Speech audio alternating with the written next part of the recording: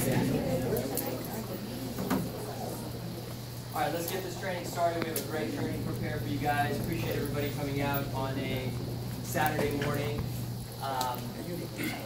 Coming out on a Saturday morning is not really a sacrifice, but to the average person who works a 9 to 5 and they can't wait to have their weekends off.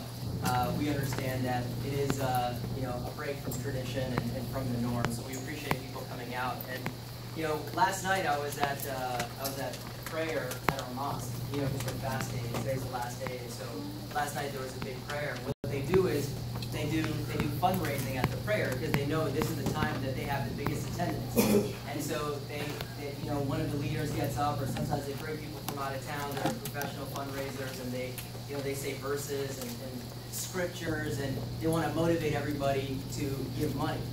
And it's times like that I'm so happy that I made the decision to be smart with my money and spend time with people who made money and be money motivated, and number one, to do this business.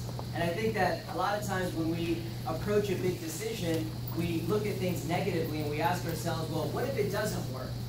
What are people going to say? What if it doesn't work? What if my investment doesn't pan out? What if my time is wasted? And we always think about what if it doesn't, but I remember when this opportunity was sold to me, I was thinking about what if it does, right? Like today, for the new people here to see the presentation, or even if you're sitting here and you've been here for a while, what if it does work out? What kind of check could you write for your community, right? What could you do for your parents? It's amazing now, I told my mom, just quit your job. You don't need to be working anymore. She has money saved, but all the extras, I can send her wherever she wants to go. She can do whatever she wants to do. I can buy her nice gifts. What could you do for your family? What could you do for your kids? What kind of impact could you have on people? I have so many young people on my team that I can help them build a business and think right and set goals and learn about money. There's such an impact that we have. What if it does work out? Imagine what you could do with your life, man. Where would I be right now? Some of you guys that hear my story, I would just have a regular job living in Northern Virginia, driving in traffic every day, same commute, same boss, same job, same cubicle, every 2 weeks, same freaking paycheck, same bank account, right? Everything would be the same. What if you could break out and do something different? That's what this opportunity gave to me. And last night, being able to write checks and help people is just a culmination of the decisions that I made and the dreams and aspirations that I had. A few months ago, Shaq and I, we donated money to an organization, and in the winter time, we sponsored 100 kids that can't afford clothes. We got them winter clothes and winter jackets, right? And then summertime came, and we sponsored 133 kids to have summer clothes. You look at that, and then at the fundraisers, sometimes what will happen is one person will say, I will match whatever the community donations are. Think about that. So last night the community raised $100,000. One other person is writing a check for $100,000. One person's efforts, one person's decisions, one person's ambition matched a couple thousand. And I can guarantee you that person was not just working at 9 to 5. They had bigger dreams. You got to ask yourself, right? What if it does work? What kind of difference could you make? So I just want to welcome everybody to our training today. We have a lot of recognition today. We had a bunch of people pass the exam. Many more than this, but a few of them, I guess, aren't here today. But let's bring them up. Let's bring them all up, right? So these are the guys that are here. We have a few more, but they're not here today. We have Dale. We have Jalitza. Is that how you say it? Jalitza. We have Diego and David Harrison. And these guys went out there and they passed their exam. So they're recruiters. Why don't you come up here real quick and you can introduce them one by one. We got to be fast. We started a little bit late today, but just come up here and introduce the person who passed the exam. So let's get her first Sophia. I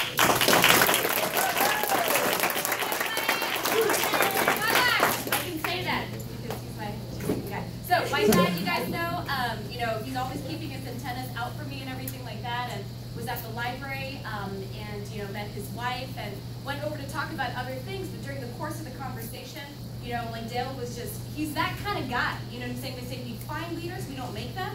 And he was just like, wow, this is really resonating with me. Came on board right away, recruited his first 2 teammates right away. He's very, very close to his district leader promotion. Just passed that test, stayed focused and everything. Phenomenal family man man with big goals, big dreams, wants to have a house with a basement, right? But anyway, so please help me welcome up Dale Fairweather!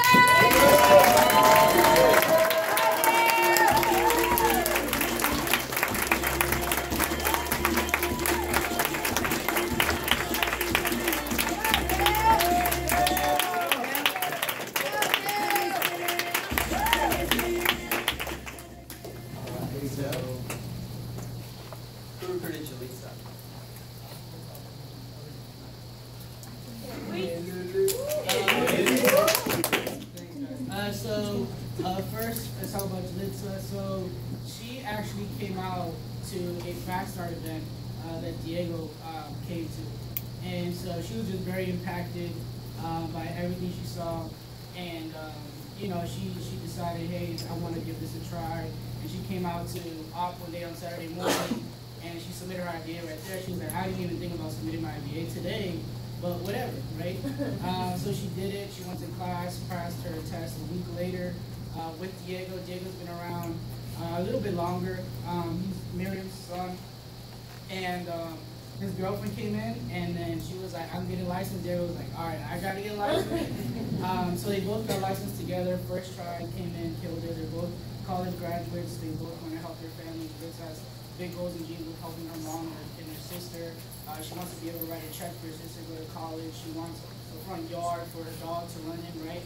She has big goals and dreams. We're very excited to have them. She still has a week left to do her fast start. And I know we're going to do it. So please help me welcome to Lisa.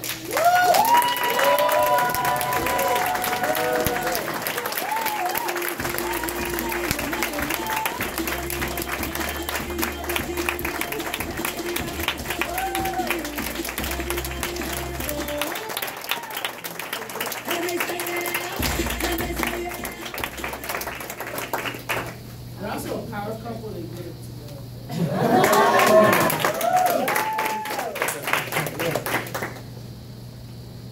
Great job, guys.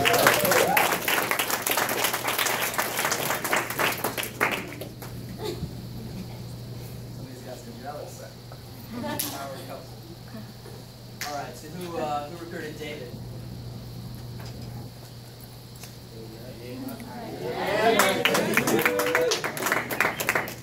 So, you know, Tiffany actually did call David, so you got to give her credit. She's doing the most important part.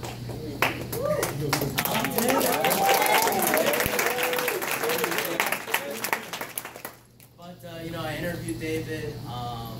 You know, he worked several different jobs before. You know, is about to get married, looking to find a way to pay for his wedding. This is the absolute best way to do it. You know, he's been responsive, going on appointments, passed his test quickly. I'm really excited to see his future with us. I know he's going to get his promotion really quickly, so just give it up for David.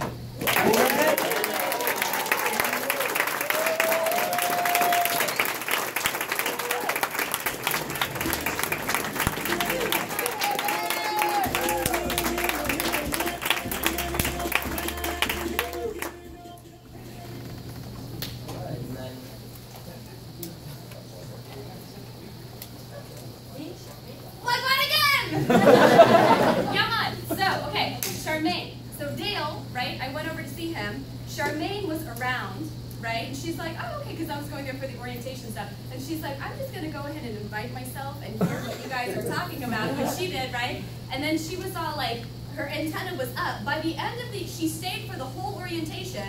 And by the end of, and she was all resonating stuff. I was like, you should come work with us. She's like, I'm going to.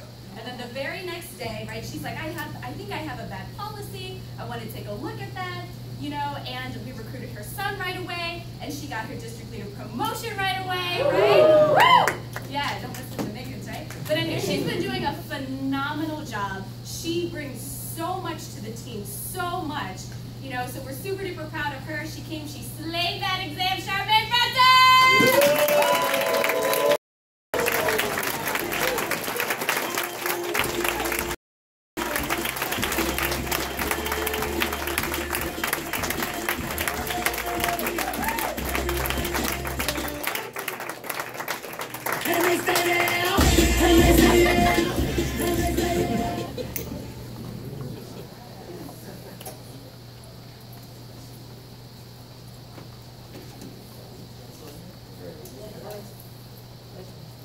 right, so this is the biggest recognition that we have, and for anybody that's new here under 30 days, this is what you want to aspire to do.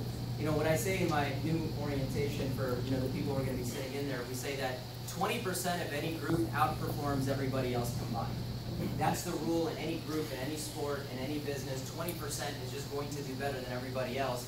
And, in a business like this, and whether you're talking about the gym, you're talking about business, you're talking about school, you're talking about sports, there's enough examples of people who aren't making the right decisions and who decide not to do it and who decide to quit and who give up too fast, right, and who don't play to the final whistle.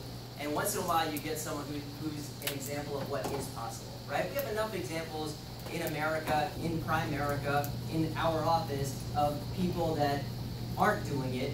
But this guy's an example of someone who did do it. So maybe 10% of people get this recognition, and what it means is that you come in, you're not a thinker, you're a doer, you get out there, you're results oriented, and he went out and he got his sprint district leader, which means that he leapfrogged 2 promotion levels to district leader, which is a 50% contract. He did that in 30 days by recruiting, in his case, 4 new teammates, 6 transactions, helping families, and passing his exam, which he did in 10 days.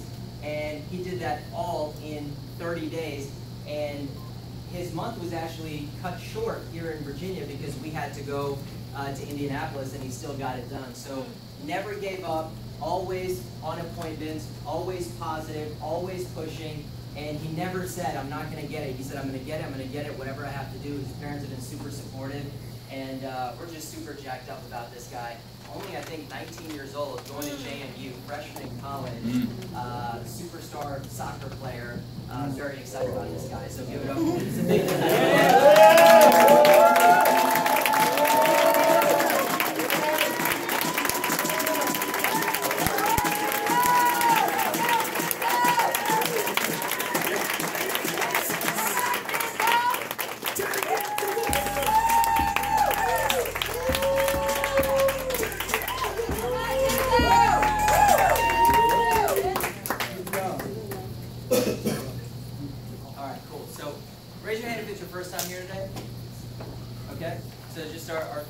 you guys can follow who?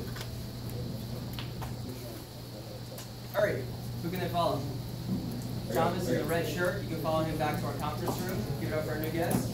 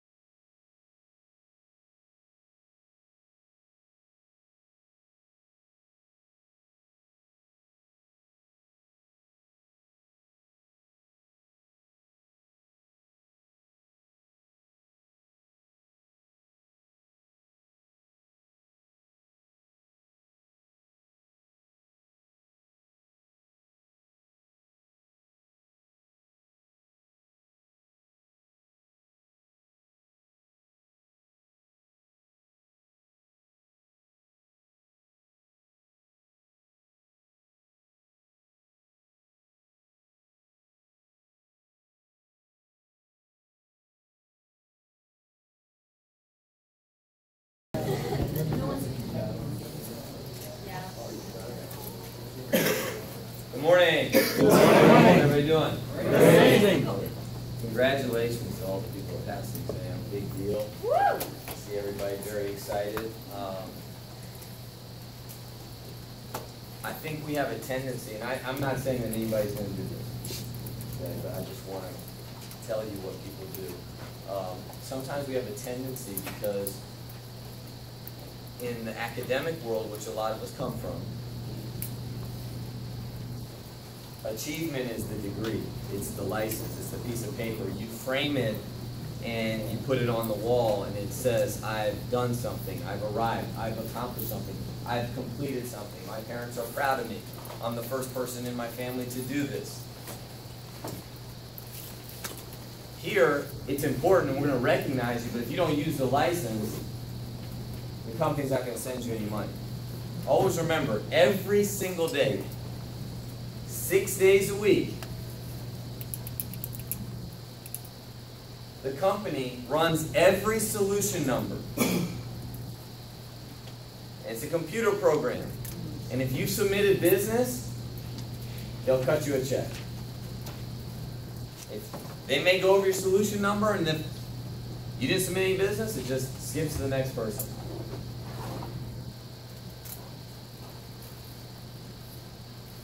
You get paid that night. Get your account in a couple days, right? Why are you smiling? I got a big check the other day. How much? It was a 206. Yeah, right. But so you're waiting for the money. Did you already accept it? You know how much you're getting paid? I'm getting paid $938. $938. Yeah, baby. Right? Nice lunch. Hell yeah! Yeah. You excited about that?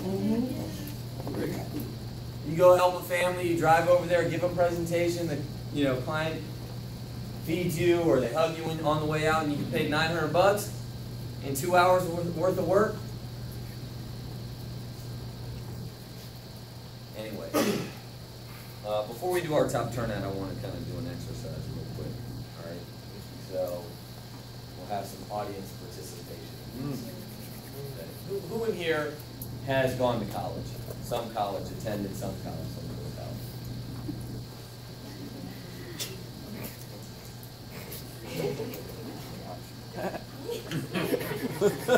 Okay.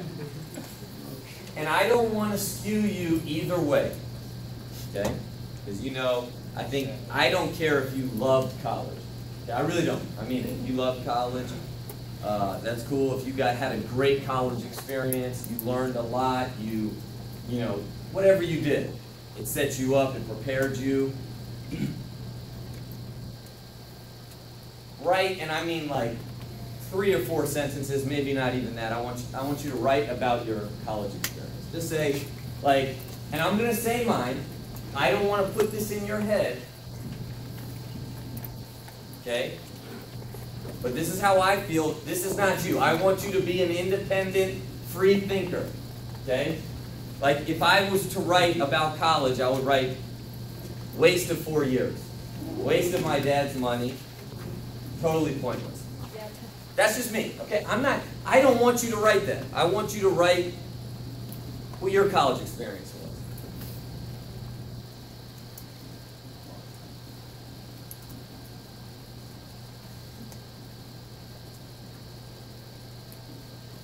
Really, take a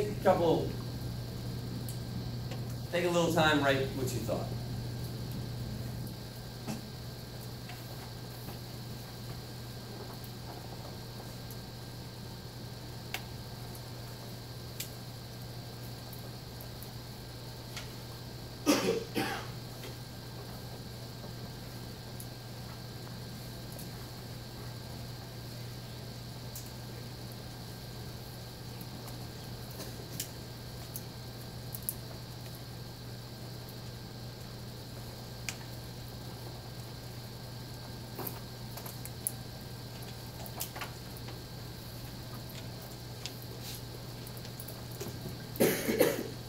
You're not going to get graded on this. I was really thinking about it. You're erasing.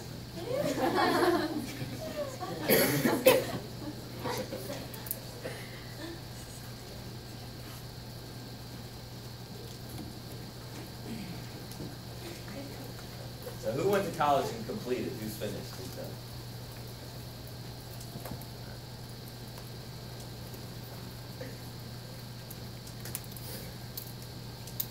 All right, a little What would you write? I know you're just 1 or 2 years, right? I want to go. 1 year. This Okay, is a bike field. I want to get away from home.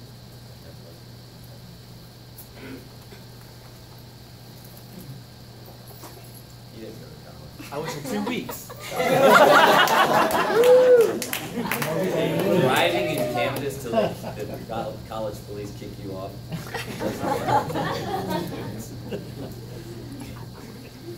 Winnie, what'd you write? I wrote a bunch of things, but the bottom line is I regret very much going to college. You regret? Yes. What were your grades? Just curious. I was a very good student. All right, let me ask my wife. What was your college experience?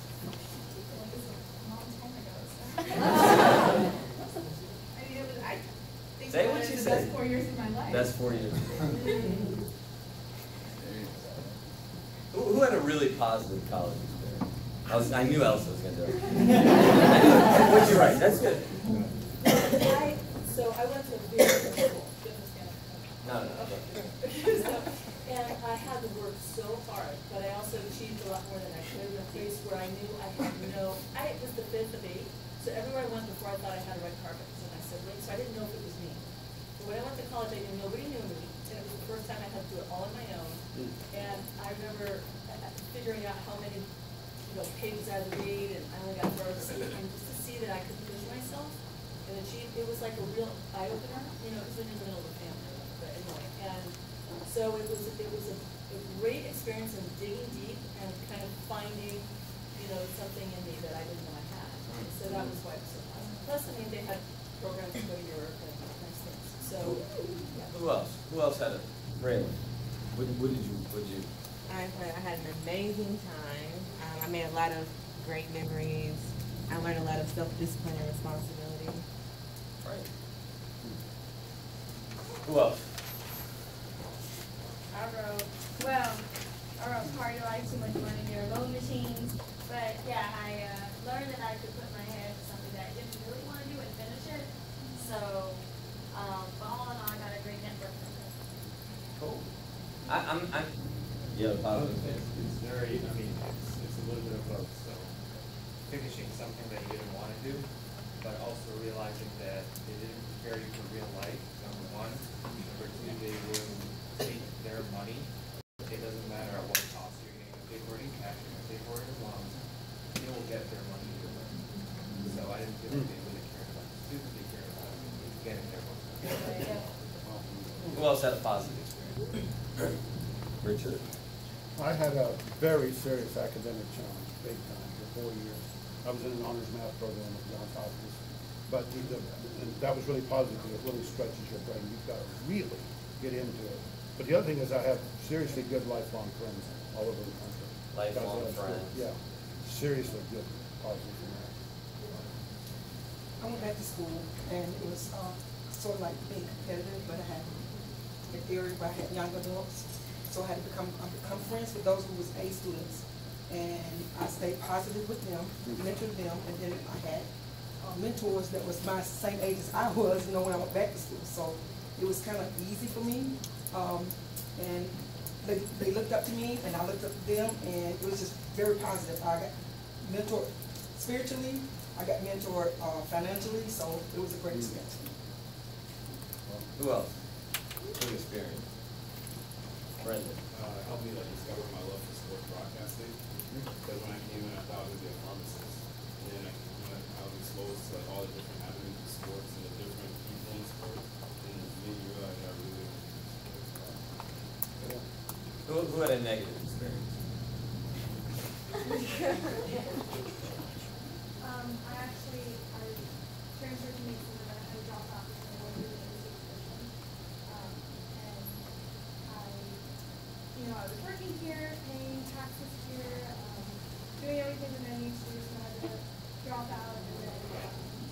And then it was my junior year, so I had to finish. So I had to finish my senior year online. I just hated it. I just felt like it was a waste of money. Okay, you put your hand up.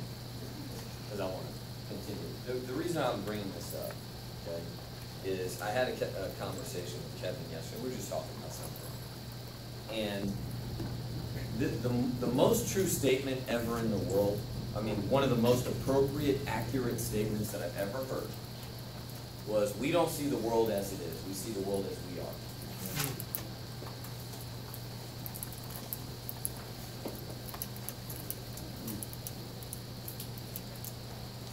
We don't even treat people as they are. We treat people as we see them. And you hear all these statements, hurting people hurt people. Right?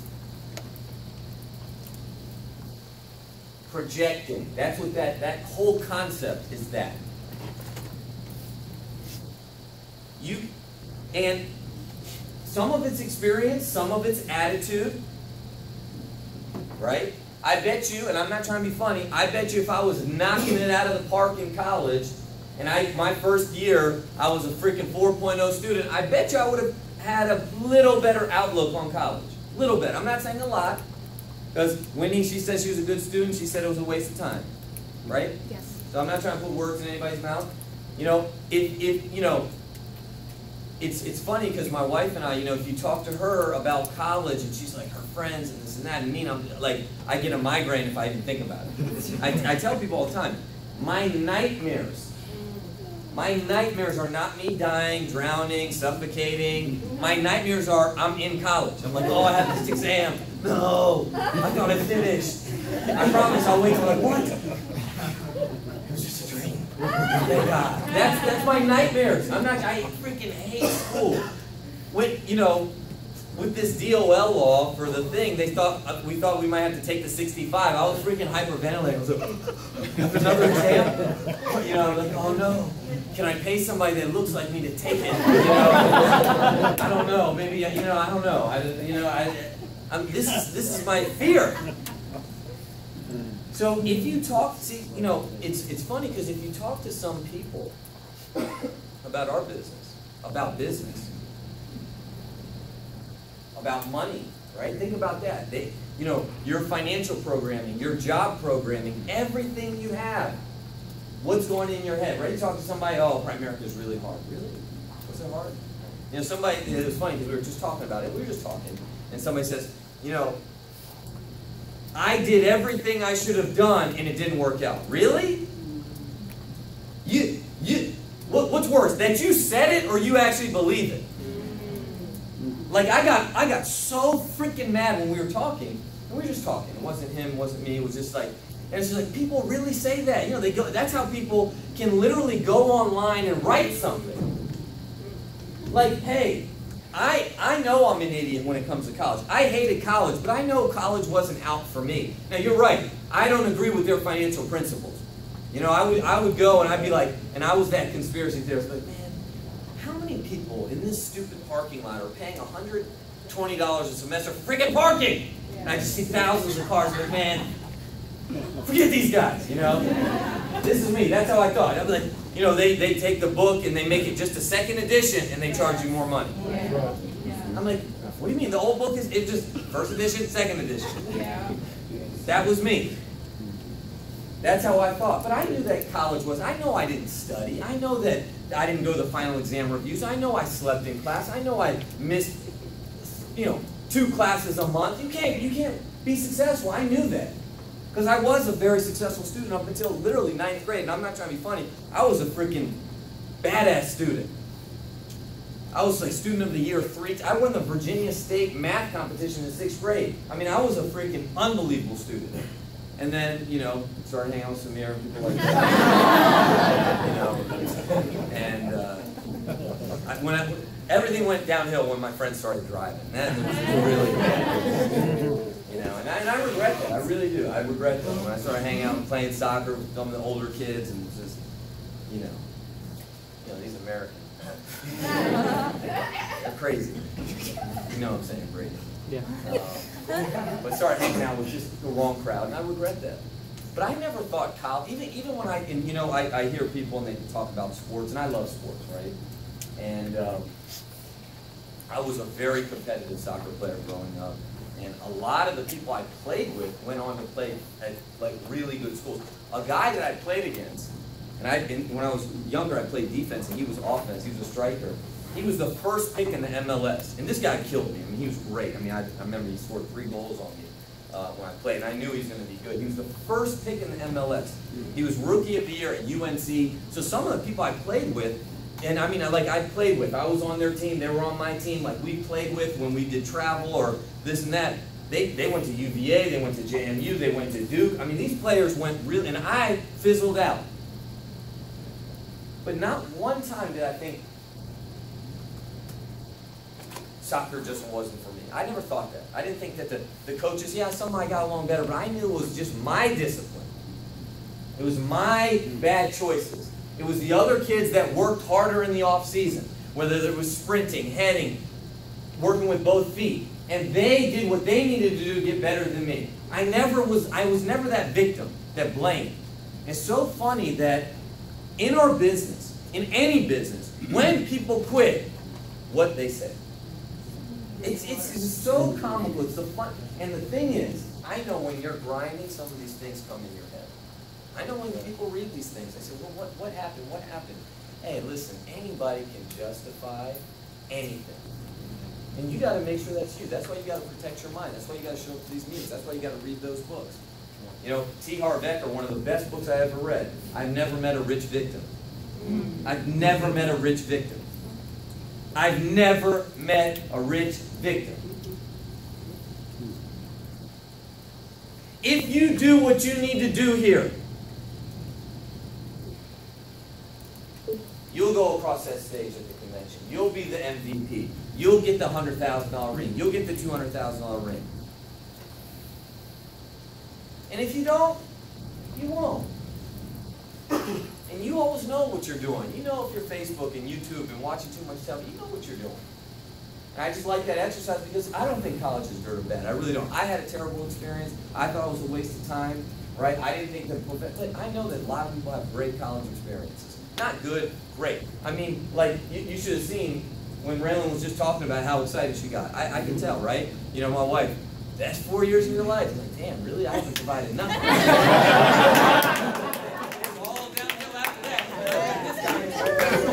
Crash and burn.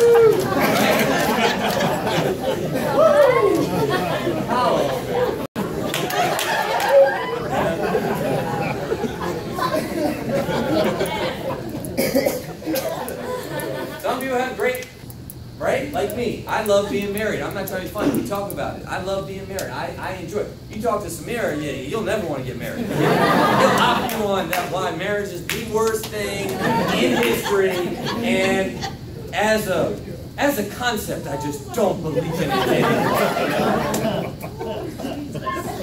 You could be onto something. Right? It's just flawed, fundamental. It goes against our nature. I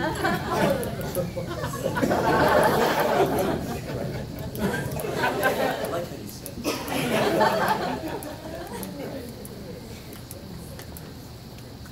All right, if you're below district leader, stand up.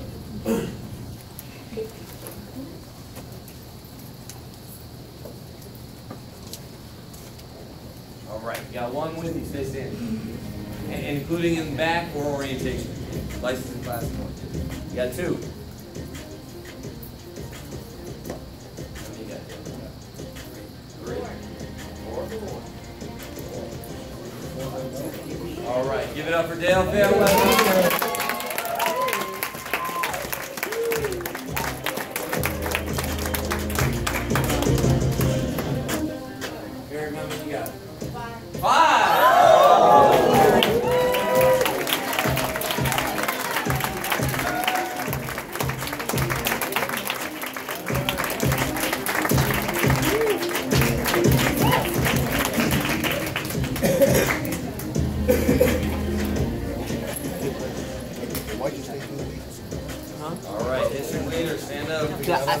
No, I didn't want to pay out the first 2 weeks. 1, 2, 3, 4. Anybody else stand up? How many go? 3. 1 clap for these guys. All right, division leaders, stand up.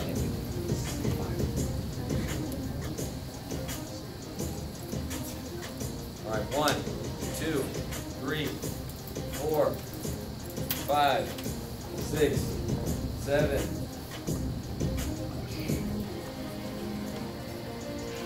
12. Give it up for John. All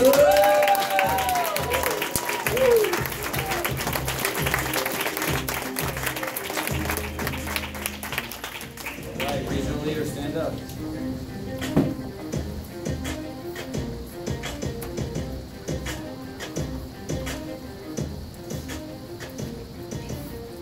All right, 1, 2, 3, 4, 5, 6, 7, 8, 9, 10, 11, 12, 13, 14, 15, 16, 17, 19. Give it up for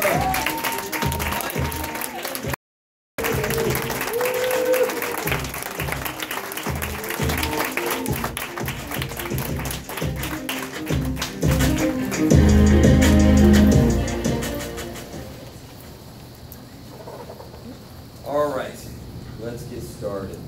Okay. So, before I bring our first trainer up, and I'm sure he'll go through this, but let me kind of prep us, okay? So, I have recently been going on a good amount of appointments, enough to have a good sample size. You know what I mean? Like the missing appointments, slam dunk appointments, people that are qualified, people that are not qualified, people that are really nice, people that are really mean, all the stuff, right? Not just like, usually what I was doing, over the last probably 7-8 years, literally, was, except when I moved to Florida, was really, and this is the awesome part about getting really big, okay? And I tell people all the time, once your business gets bigger, it's easier to run. Always remember that, right? Okay? That is something I lived by. If you're below 30,000, they call it, on the West Coast, they call that hell on earth. If you're above 30, the business actually becomes easier. So in the beginning, you're grinding, you're working hard, but it actually gets easier as you get bigger. And so one thing I did magnificently is I would cherry pick appointments. Right? What? I make sure they were really close to my house. Right? They had young kids or whatever, or they had money, or they're really, are they interested in buying insurance? Okay, yes. Okay, then I'll go. Okay? So one, it was great for my ego because I always was closing business. I was always walking into a great appointment. And one thing, and I don't think anybody should do this. Nobody should do this. When I would qualify appointments, so if I sit down with Josh and I qualify an appointment, and people always do this, and I don't mind it, but, hey, I need you to talk to this person. This person's a real jerk, and he's really mean. He's going to be so tough, and I just can't wait to see him. And I think in my head, I don't want to see that dude. Like, I'm not Superman. I just want to see the easiest appointment you have. I want to see the appointment that if I mess up completely, they'll do business just because it's you, and you know that person, right?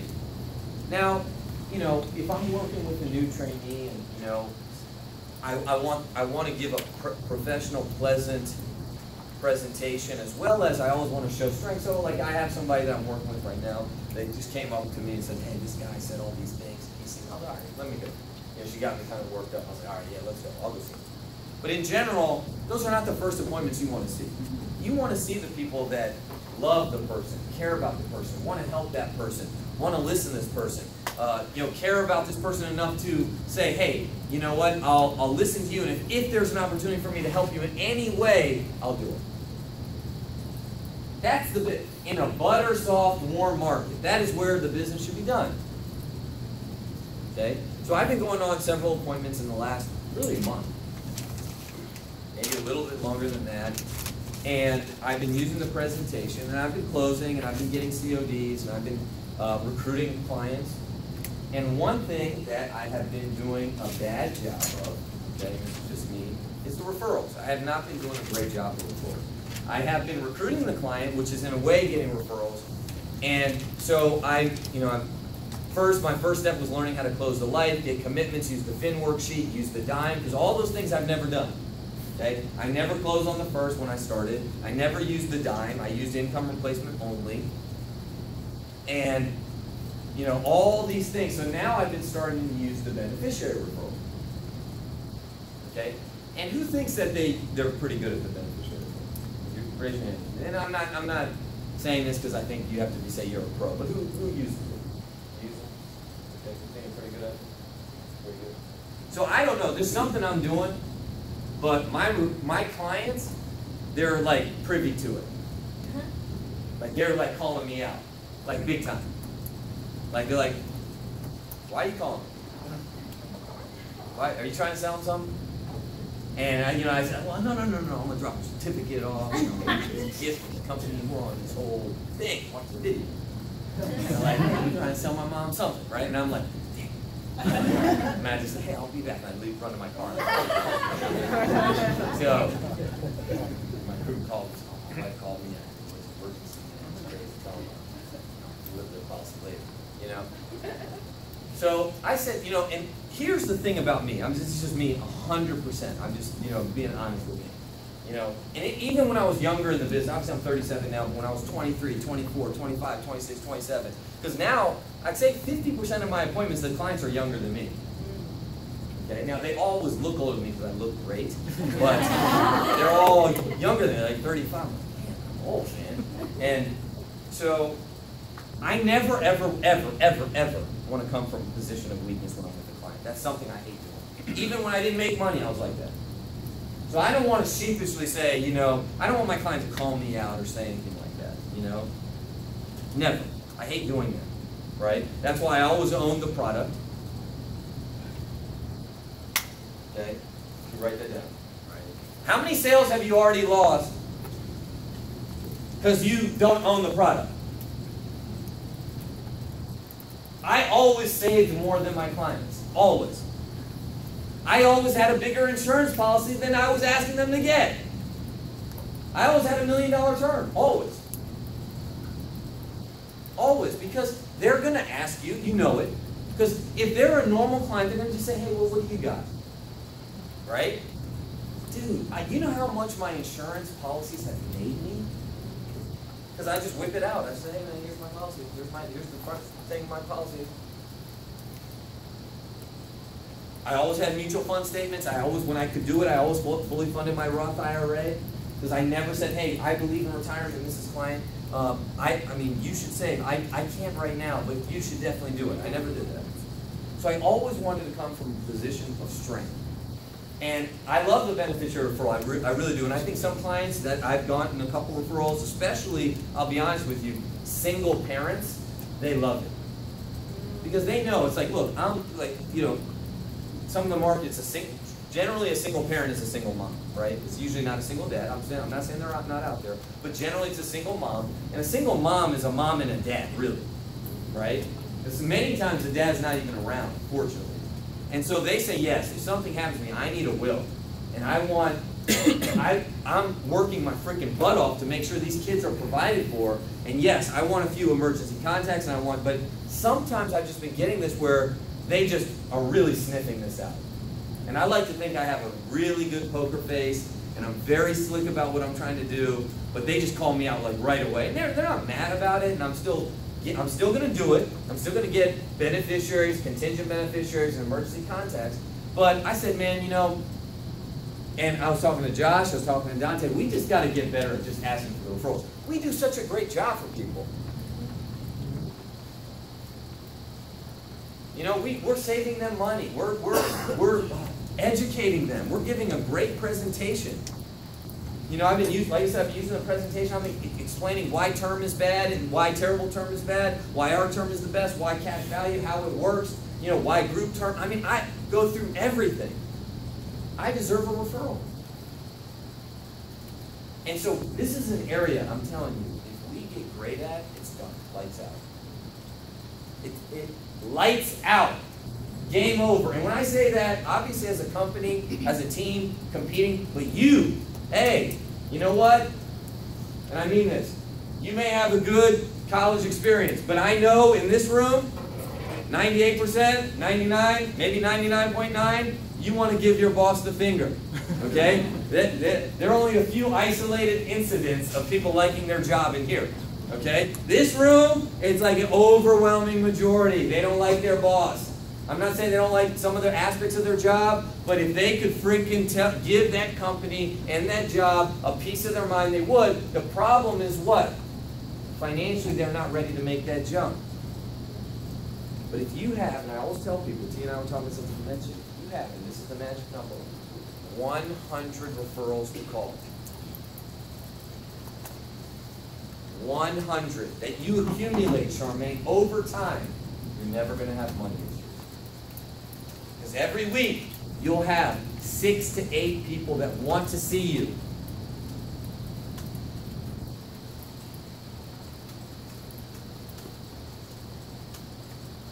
$100 people, not a million, 100 people. Now you can do that through Recruit's Warm Market. You can do that through referrals. You can do that through beneficiary contacts. You can do that. Some of you guys are doing unbelievable jobs at networking and businesses and all that stuff. If you have 100-ish, you're never going to have money issues. That's the formula. That's the combination lock of the safe. 100. Yeah, well, just 100 that you can call. You know, that are kind of, some will say, hey, not now, after Christmas, after holidays, after we come back from vacation, but 100 people that are kind of willing. Yeah, I know, okay, hey, just now, you know, I know we need, you know, and that you're following up with, that you have 100 kind of warm referrals. You're good. You're good. How many people are going to do it? I don't know, but I'm telling you, you do it, you're good. Some of you guys, you write 5 to 10 sales on 20 or 30. If you had 100. And so Dante's going to come up, because Dante's really the one that has implemented a lot of the referral stuff. That he's taught it the best, he knows it the best. A lot of the dialogue in our presentation came from him, especially Lavin and Howard Lashner. He learned this stuff years ago, right? So when we went to Howard Lashner, he introduced this thing called the pre-called introduction. That's what we're going to talk about today. Yes. Okay? And it's something that we're going to just continue to harp on in addition to our presentation. Okay? Because if you sit with somebody and you provide value, they should introduce you to people. Ready? Yep. What was your college experience like? It was good. I met. Because you're a pilot, right? Yeah. I met my wife Renee there. Now, the one thing about college is, I realized this later. You didn't have to go to college to be a pilot. I mean, you just have to have the certification. So, if I was going to do it again, I would probably just get the certification, save money, get my hours, and do it. But you know, for me, it was more of a social thing.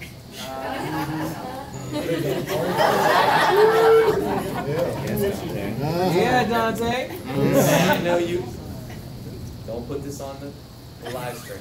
I'm not going to tell Renee what you was doing in it. Yeah, double fisted all the time.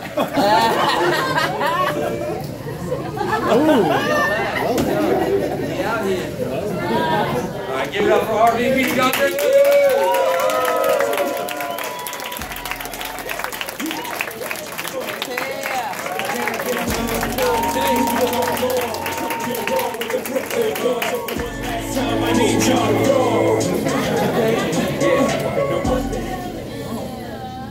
Morning. Morning. Who feels like, as far as you know, the recruiting, who would say I'm not a great recruiter? Who would say that? Nobody would. I mean, a couple people, right? They're not a great recruiter. Like, I'm a bad recruiter. Who would say that? A couple people, right? Who would say I'm not great at referrals? Right? You should never say either one of those. Right? If you say I'm not a great recruiter, how would you ever be a great recruiter? How could you put that in your mind and think that you're going to change and you're going to be a great recruiter? Right? Likewise, you can't say I'm not good at referrals. I can't get numbers. Nobody ever says yes to me. How could you say that and expect to get referrals? Right? So could it be that I'm not getting the referrals now? Yeah, but you got to be very careful as far as what you put into your brain.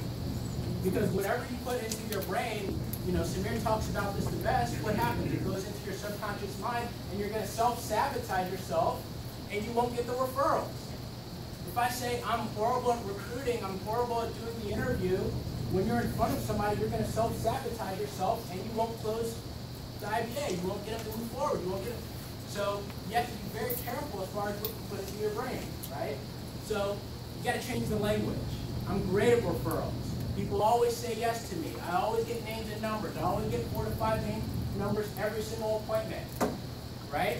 And if you do that, what happens is you start to believe it, and then magic happens when you expect it. So now you expect it, and then now you're going to get it going forward, right? So you have to be very careful. We don't say that anymore. No more, I'm bad at referrals, I'm bad at getting names and numbers, I'm great at it. I always get names and numbers, people. Every single appointment that I go on, I get 5, whatever your number is, 3 to 5 new people to call, and they are waiting for me to call, right? And everything will change. So, speaking of recruiting, I'm talking about that to get into the referral side. Whenever you're recruiting somebody, is it always the same no matter what the conversation? Is it? What happens when you're recruiting? Right. So if you're talking with a person, if you're interviewing a person, if you're having a conversation with a person, what you say is in response to the kind of person that they are, right? You're going to focus on things that are maybe more important to them, that really relate to them, that really resonate with them. And it's the same thing with referrals, right? People will respond differently to the different ways and methods that we can get referrals. And Shaq kind of alluded to that. Maybe one person, you can really tee off on the beneficiary referral. But in another type of person, that may not work as effectively. But if you master all the different ways and all the different methods that you can get names and numbers and contacts for them to call for you, then now, no matter what type of person that you're sitting with, you're going to get the names and numbers. You're going to get the contacts. But it's going to come from reading the client, reading the defense. Now, how are you able to read? Because you're so good at the presentation, you have it down so well that you're not focusing on the words of the presentation anymore. You're focusing on all the signs, all the body language of the client, and then you can determine how you can best move forward in getting contacts and referrals from them. So there's a number of different ways that we've talked about. We've talked about the text message.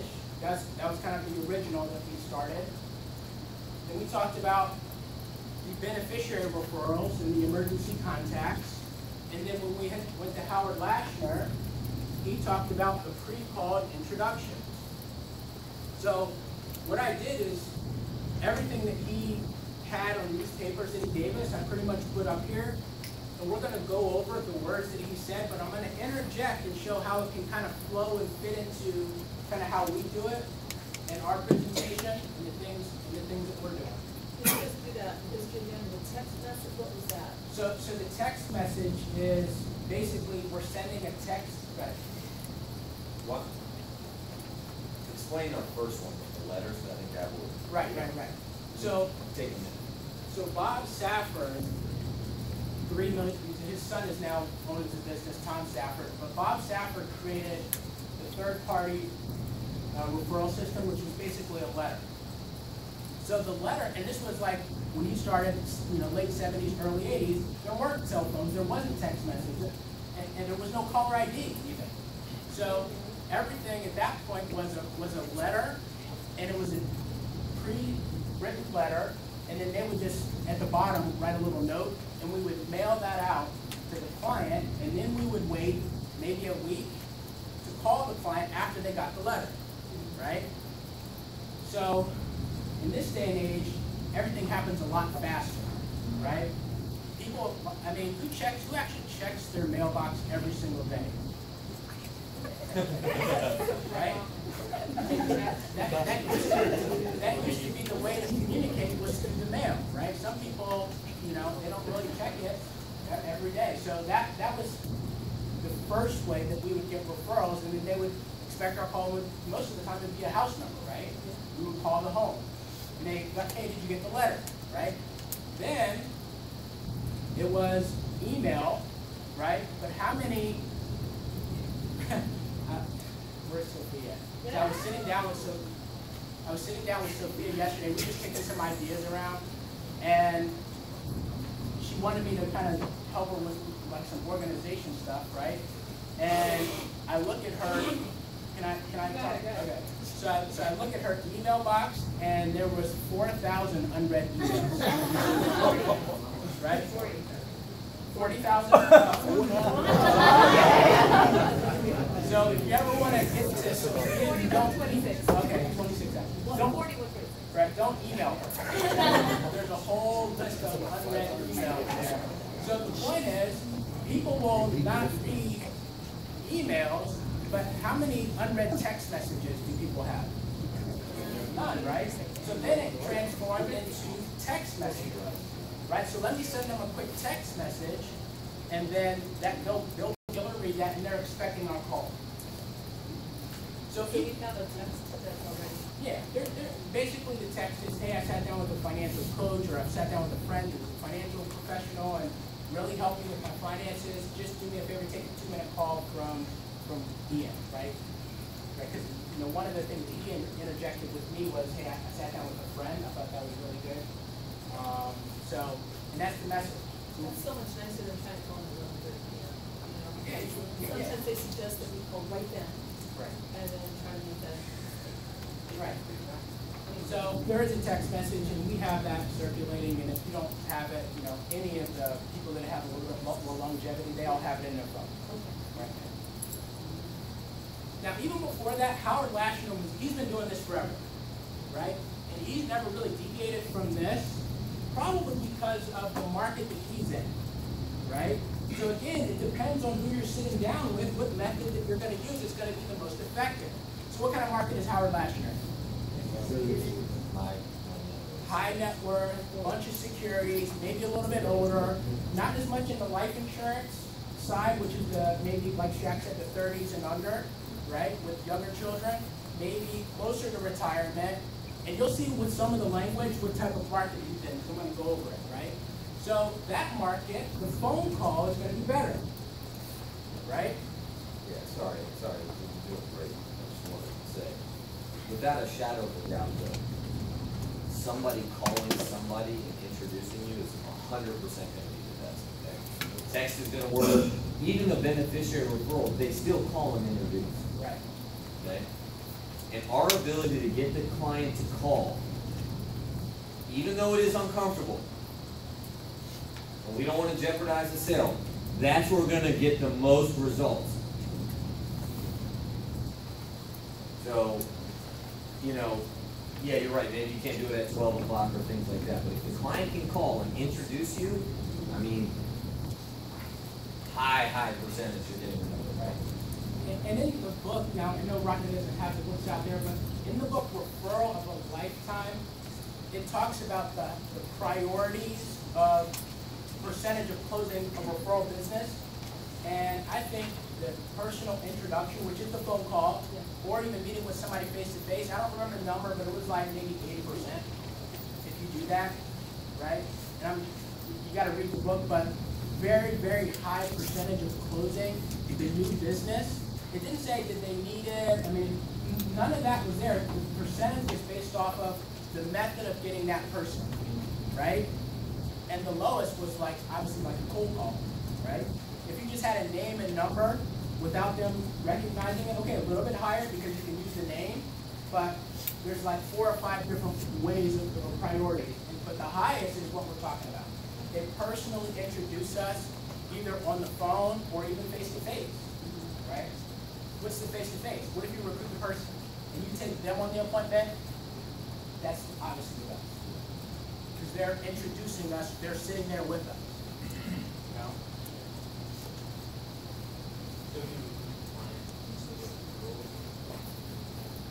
Yeah.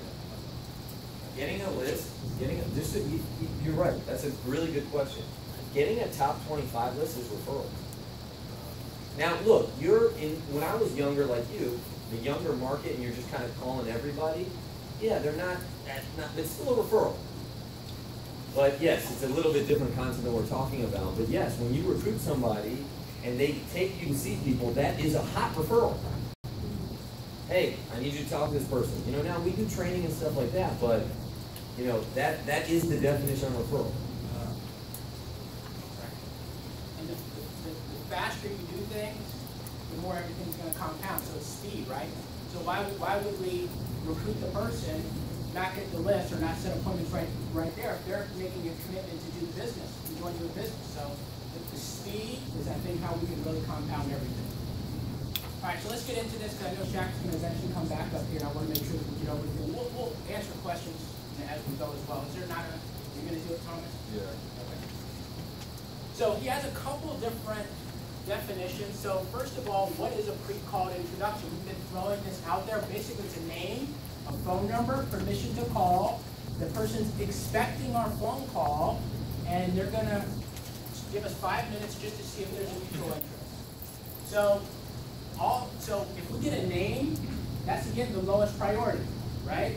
A name is, you know what, I have a friend that works at so-and-so, call there. We got to go get the number. We got to find out where, that's the lowest priority. Name and a number, maybe we get their phone number, but they're not expecting our phone call. Okay, a little bit better, but now they've given us permission to call. So they've called in advance and said that we're going to give them a call. They're expecting our call, and they're willing to talk to us on the phone for a few minutes. That's the highest probability of us seeing that person and being able to close the business. Because they've personally introduced us, either with us there, that's the ideal, because we can get on the phone right there. Secondarily is, if they're expecting our call, maybe they do it and we're not there. So then he talks about what is an F&A, right? If you're describing to somebody what it is that we're providing for them, you have to be able to describe succinctly what an F&A is. And what he says is, an F&A, or financial needs analysis, is written recommendations that give you options and strategies along with action steps on how to feel better financially. Very succinct, very short, and it kind of summarizes exactly what the F&A is. Now, we are closing on the first a lot of times, right? Does that mean we're not going to bring back an F&A or do an F&A for them? No. Right, so when can you do the F&A? When would we do that? When can we do it? Right, are we going to bring the policy back? Right? Now, we can do e-delivery, but if you actually bring the physical policy back, what can you do? You can build more relationships, you can get more referrals, you can get more contacts, you can actually bring their F&A and provide more value. You can lock them in a little bit more. I know there's pros and cons to each, but if you bring the policy back, I don't know if I'm so booked out, but you can actually get more appointments too. Because you're bringing something back, and you're able to get more contacts that way. Maybe you recruit them when you come back. Maybe you didn't get a chance to get into the recruiting right there, but now you can talk about it in more detail. So, how do I get, so a lot of times, and this is on the first appointment, working with somebody, but you have to explain how we get compensated. And we do that throughout the presentation. Again, I'm just giving you the language that he has, and you can maybe interject it. Now, it's interjected a lot through our presentation already, but here's the words that he says. Now, I don't charge a monetary fee for providing the analysis. You don't have to worry about having to pay me $500 or $1,000 for the plan. And you're not going to have to pay me $200 an hour like a financial planner or anything like that. So let me just kind of give you some words behind, or some concepts behind this. What's the DOL rule? Department of Labor, and new securities license, right? So what does that mean? What are they saying with the DOL rule? Everything you do, you have to do your client's best interest. Okay. Without necessarily considering without considering your compensation. Okay. Their best interest. So what ways are there to get compensated in the securities or financial planning? How can somebody get compensated? For time, Okay. commissions, trails, sales charges. Right. So commissions, right? Or you can get a fee for the planning, right? right? The fee could be hourly, right? The fee could be just a one-time $3,000. And the DOL, what they were saying, and the document's probably this thick, right? But one of the things that they were saying in the document is, if somebody gets paid a fee, then they would potentially do what's better for the client as opposed to getting paid a commission, right?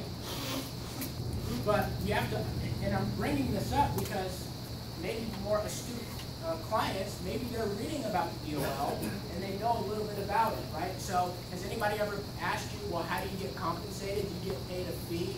Do you get paid a commission? Yeah. Right, so this may be able to help you with that, right? So the two sides is you can get paid a fee, which is a flat amount or hourly amount, or get paid. Now, how do we typically get paid? From financially, right? Between those two, a fee or we getting commission? The commission, right? So part of the language is, if you get paid a commission, you may not do the best thing for the client because you're getting paid a commission, right? That's what they're saying. Now, is that true? No. No, right? And here's the thing. If these guys are getting paid a fee for the plan, for the time, and they have to implement those strategies, how are they going to implement it? In what? Somebody's planning for retirement. How are they going to implement it? Like what? What kind of mutual fund? What else? Annuities. So if the plan says they get mutual funds and annuities, are there going to be fees there too? Yes. Are there going to be commissions that person's going to get paid too? Yes. So they're getting paid a fixed amount or a fee for the plan, but also a commission. So how is it that that's better? Because they're getting the commission and the fee. Right? We're getting the commission, but how can you say this is not good because you're getting the fee and the commission? Right? Okay, well, I don't provide those products. Here's the plan, but you can go and get the products with somebody else. Okay, I go somewhere else. Am I going to have to pay a fee or commission there? Yeah. So how is it better that, so the whole DOL was written from the perspective of the people that want to charge fees. Right? People that have reps, people that want to charge a fee for the plan. It doesn't mean that what we're doing is not in the best interest of the client. It is. Because we're not adding more fees on top of the commission that you're going to pay anyway. Does that make sense? Yeah. So I'm bringing that up because there are two different ways that somebody can get compensated. And I've had people ask me that, so if they've asked me that, we may get into a situation where they ask me that as well. All right, so let's go to the next one. So now, obviously, I do get compensated, and there's two parts to my compensation. So after you review the FNA, you feel good about it, and you choose to implement the recommendations that I have, completely up to you. Many of the places I refer will pay me a fee, very much the way a travel agent used to get paid. Bottom line is they pay me and you don't. Does that make sense? So that's number one. We're getting paid from the companies. But we've already explained this. Remember, where did we explain this at in the presentation? Right? And you can say it louder, right? But where did we explain it at? Yeah, that's one place. Where else? The wheel, right? Because in the wheel, we're explaining that we're the marketing of all these companies. You don't pay us, these companies pay us. Right? So if you want to interject, that's very similar to how a travel agent used to get paid. Anybody know that? Like if you book a trip, if you book a flight, if you book a hotel, if you book a resort, you're not paying the travel agent. Who's paying the travel agent? All the airline is. The hotel is. The resort is. That's how travel agents used to get paid. Right? They may still get paid that way, but I don't know how many people actually use travel agents. So the second part of my compensation is pre-called introductions. All of my clients give me 7 to 10 pre-called introductions. So that's the number she said, right? Whatever's going to swing your pendulum, maybe say whatever that number is for you. If you're used to, if your track record is not getting any referrals, maybe you start out with 2 or 3. Whatever's going to move the pendulum. He says 7 to 10. Actually, when he was schooling up, he was doing the 7 to 10. Now he has so many that he's reduced it back down to 2 to 3. Because he just works when he wants to. Makes $800,000 a year. So, and then explain what a pre-call introduction is. Name, number, permission to call, they're expecting my call. Doesn't commit them, doesn't commit me. It says we can talk things through over the phone to see if there's mutual interest. See the posture there though? Jack talked about begging. See if there's a mutual interest. It doesn't commit them, but it also doesn't commit me. Are we gonna see everybody? We wouldn't, right? Yeah, we'll give everybody a shot, maybe invite them to the office. We're going to keep the number, maybe recruit them, invite them to the op, right? But that doesn't mean we're going to buy out time, our precious hours in the evening to see somebody that we probably shouldn't be seeing because there's not a whole lot that we can do there. Are we going to go see somebody that's not working? No. Most of the time, not. When could we? Maybe if we ask a couple other questions, maybe they got laid off, they've been working there 15, 20 years, then maybe we would. Because what are we going to get, right? Right. But you've identified that, so we're going to talk things through to see if there's a mutual interest. It doesn't commit them, and it doesn't commit me either.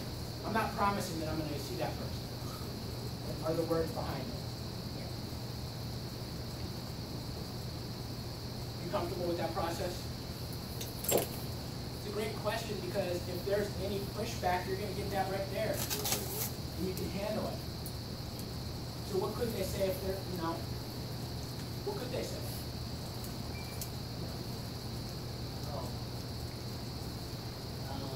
So we actually started to implement this in one of the guys. It's just really fun. It's very few that are not comfortable giving news, but I got called in first. That's just how I work.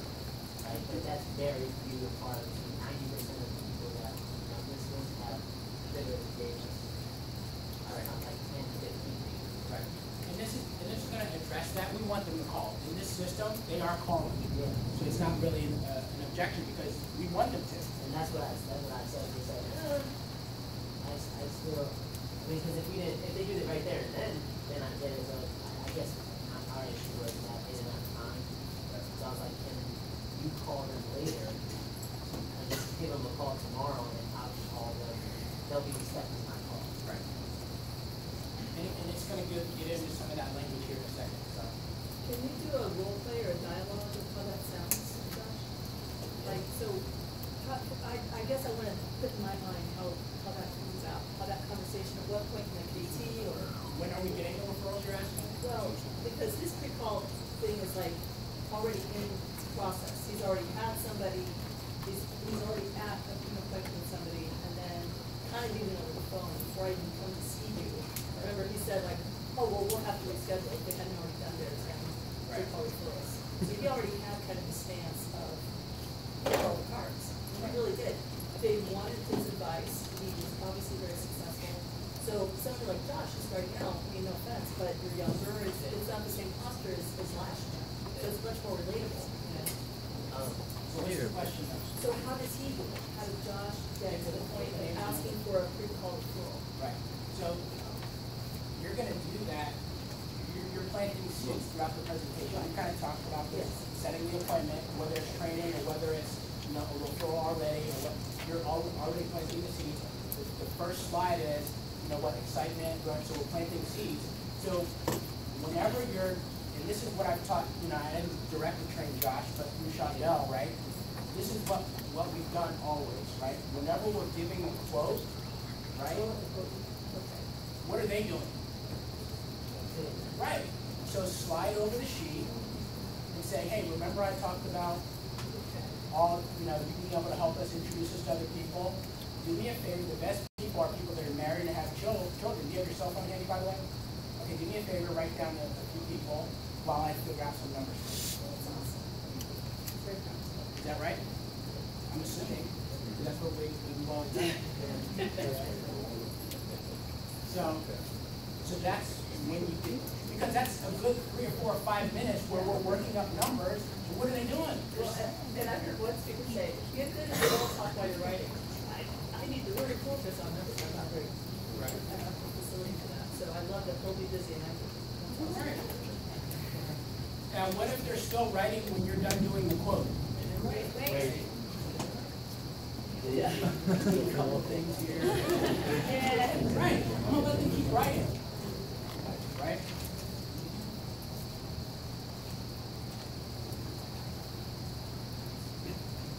So what do? So this isn't what you say every time, but again, it's customizing what it is that we do. It depends on who you're talking to or who they're referring you to. What is it that you guys do? I help people make smart decisions with their money. I work in many different areas. So you may only say one of these, right?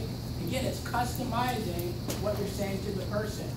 Sometimes it's working with people that are prepared for retirement. Sometimes it's planning for the children's education. Maybe it's working with people that have already retired and they want to make sure that they... So when would that be? Maybe it's an older person, right? That's already retired. They're going to refer you to people that are in that same demographic. So then maybe you're going to say people that are already retired, they want to preserve their wealth so they never have to worry about running out of money. And maybe wealth transfer, right? And again, these couple are all securities, right? Very large estates, they want to make sure that they transfer properly to their heirs.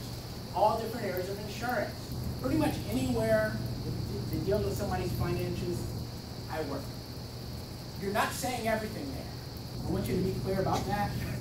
That's a mouthful. But what you're doing is like a mini advertisement, depending on the person that you're talking to, right? This is going to be maybe a young couple, right? Have good jobs. Obviously, people that have children, right? Different insurances. Again, the typical qualified market, married and children. A little bit older, more. Maybe they're in retirement. Maybe they're close to retirement. Right? That's what we do. What also works? What we've always said, right? Help people plan for retirement, help people get out of debt, help people plan their financial future, right? Those all work. These are, again, this is the language that he uses, but you may want to take a couple of these points and then you have it in your arsenal. All right? So this is the final commitment, right? Now, in our system, this may be after we've done the Life Act. Maybe. I mean, it just depends how it flows. So the final commitment at the end of the first visit. So a lot of his appointments are going to be two-step appointments, especially if they're securities, which is what a lot of his is. You know, a lot of his appointments are. A lot of our appointments with the newness of the team overall are going to be weighted more towards insurance, because when we looked at the numbers, I mean, life licenses versus, Shaq's life licenses versus securities licenses, that was kind of an eye-opener that we don't have a lot of people security. I mean, we do that, but the numbers were kind of popping out, like how many people get more securities licenses. You're looking like confused. No, thinking about applying. Right. So, this could be after we've done the Life Act. Because remember, we can still come back and bring the F&A. We're going to potentially deliver the policy, so we are going to come back. So we both have some homework to do before our next visit. But my work is going to take quite a bit longer than yours. I'm going to take all the information that he gave you today, put it into the analysis, because maybe we haven't given them a financial independence number yet, right? They may not have that. Do they need it? Are they going to be able to retire without it? Probably not, right? I'm going to take all the information you gave me today, put it in the financial needs analysis. The next time we get together, I'll be able to address all the issues that we discussed in detail. It's probably going to take me about 4 to 6 hours to do that. The reciprocity, right? I'm going to put in 4 to 6 hours working on your plan. Can't you spend 20 or 30 minutes making these phone calls, these pre-call introductions? That's the reciprocity, right? We're going to be putting in time. We're going to be putting in the work for you. You're not paying me a monetary fee. If you went somewhere else, it would be $200 an hour. It would be $1,000 or $2,000. I'm waiving that So you can just spend 20 to 30 minutes making these pre-call introductions. What you just said, that's the psychology behind it. Right. Right.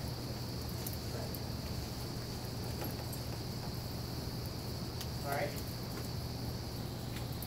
Now your work is going to be much quicker, probably 20 to 30 minutes. Now, if we haven't done it already, now we can give them a referral sheet. If we haven't done it during the quote. This is where he does it, right? Because he's doing a full, data collection F&A, right? So he's doing it all that at the end. So your job is to have those 7 to 10 pre-call introductions ready for me when we meet next time. So that's one way if you're having them call. But what do we want to do? We probably want to move at a faster pace, right? So if we can make a couple calls right then and there, why wouldn't we do it if we can, right? So your job is to have those pre-call introductions ready for me next time we get back. You know what we can do? Why don't we just call 1 or 2 right now while I'm here with you, and that way it'll be easier for you to do the next couple when I'm not here. Does that sound good? Well, let me help you with that. And then we're going to give them some bullet points of what to say, and I think that's in the next one. Okay. All right. So we're explaining what they're doing now. So what I'd like is for you to get permission for me to talk with those 7 to 10 people, but I also want you to be clear about what your commitment is and what your commitment isn't. You're not trying to get people to agree to meet with me. That, I think, is one of the biggest roadblocks of referrals is people think that they have to be on the appointment. That's not what we're asking. All we're asking for is to talk with them on the phone. And we're going to get the appointment because we have the skills to do it. They're not getting the appointment. All they're doing is connecting us. Once we get on the phone, we're the assassins. We're going to close it. We're going to get the appointment. That's not their job. We're going to do that.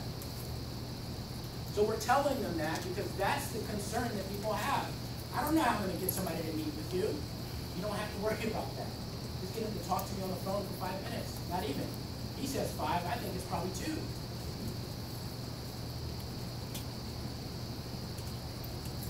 Wait, one more. Yeah, so your responsibility to get people to talk, give permission to talk to you over the phone for 5 minutes. All right. So this is what they're saying. These are the points that we want them to get across. So just let them know that you're working with me in a financial capacity. Maybe you could say I helped you plan your future financially. As a personal favor, take my call. Isn't that how we set appointments? That's how appointment setting works. If we have a new recruit, how do we set appointments? What's the first thing that we ask? What's the F and V door? Why? Because it works. Why wouldn't it work here? This is a person, this is their brother, this is their mother, this is their son, this is their friend from school. They're going to do a favor. All the favor is to talk with me on the phone for 2 minutes. The favor is not for them to meet me. I do that. Just get me on the phone for 2 minutes. Favor. As a personal favor to you, please take my call. It doesn't commit them, it doesn't commit me, it just says that we can talk things through and we'll see if there's a mutual interest. Fair enough? That's it.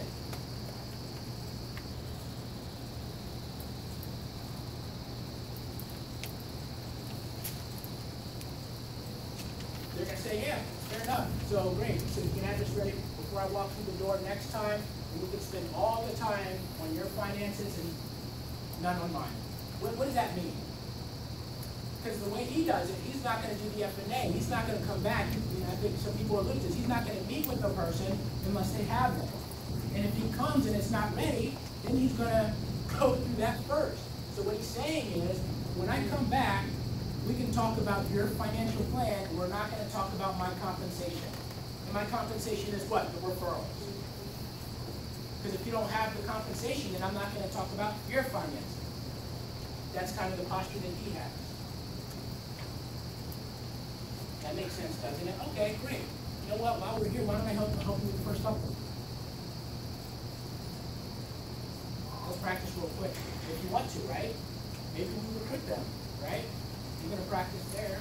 Well, with that, say so you get a person, they didn't pay, they've already installed, how do you assassinate that?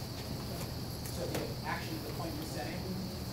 I didn't have time to write everything down, but we do have an appointment setting script.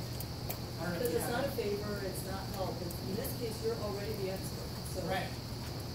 So you're talking about overcoming the objections on the phone? Yeah. Okay.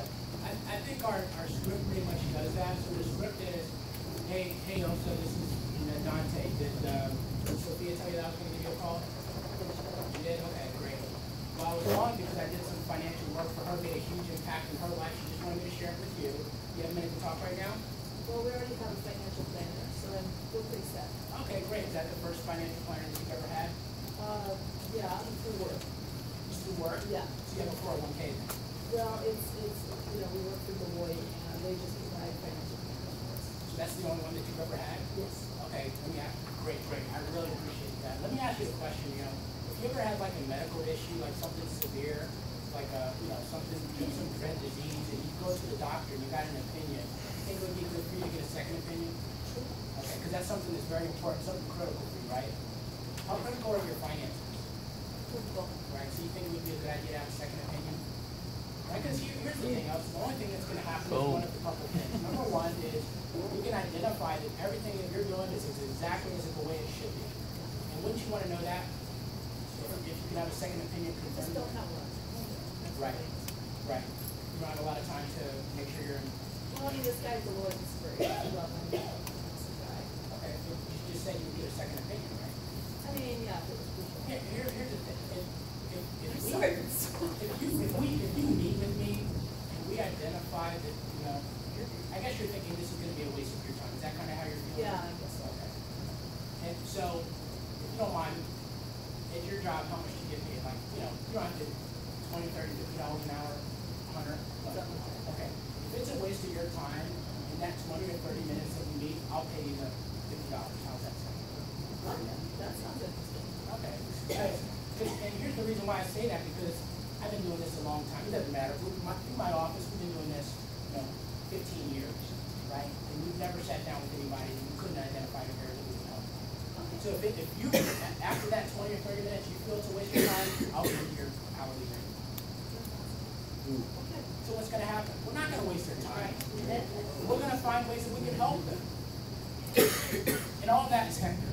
Yeah. You guys have heard that. Yeah. I didn't come up with it. Right? So let me just touch on that real quick. So she says I did the first planner that I've had. So you want a second opinion. What if she said it's not the first planner that she had? So why is it that you made the change? New job. So you've only had it at your job? Yeah. Okay. Because what does your job do? Like what is your industry? Software. Okay. So are they experts in financial planning? Well, the guy that comes in is they bring somebody. Right, but is your company, do they know how to pick the right person? Right. So the reason why you changed is maybe because it was a better opportunity, right? So if you can improve upon your situation even more, wouldn't you want to know how to do that? Okay. So let's meet. If we can identify areas we can help you, we'll do it. If not, we'll just identify that you're on the right track. Yeah. So I know this is one of the things he said this earlier. This is what we bring to the guy that we were talking to. Said he has to check with the people before he gives us the number, right? To make sure they're okay with giving their number out. Would you say there's any ways like follow that, or like how would you go about that? Or is that just something? Oh, okay, well I'll check that tomorrow or after.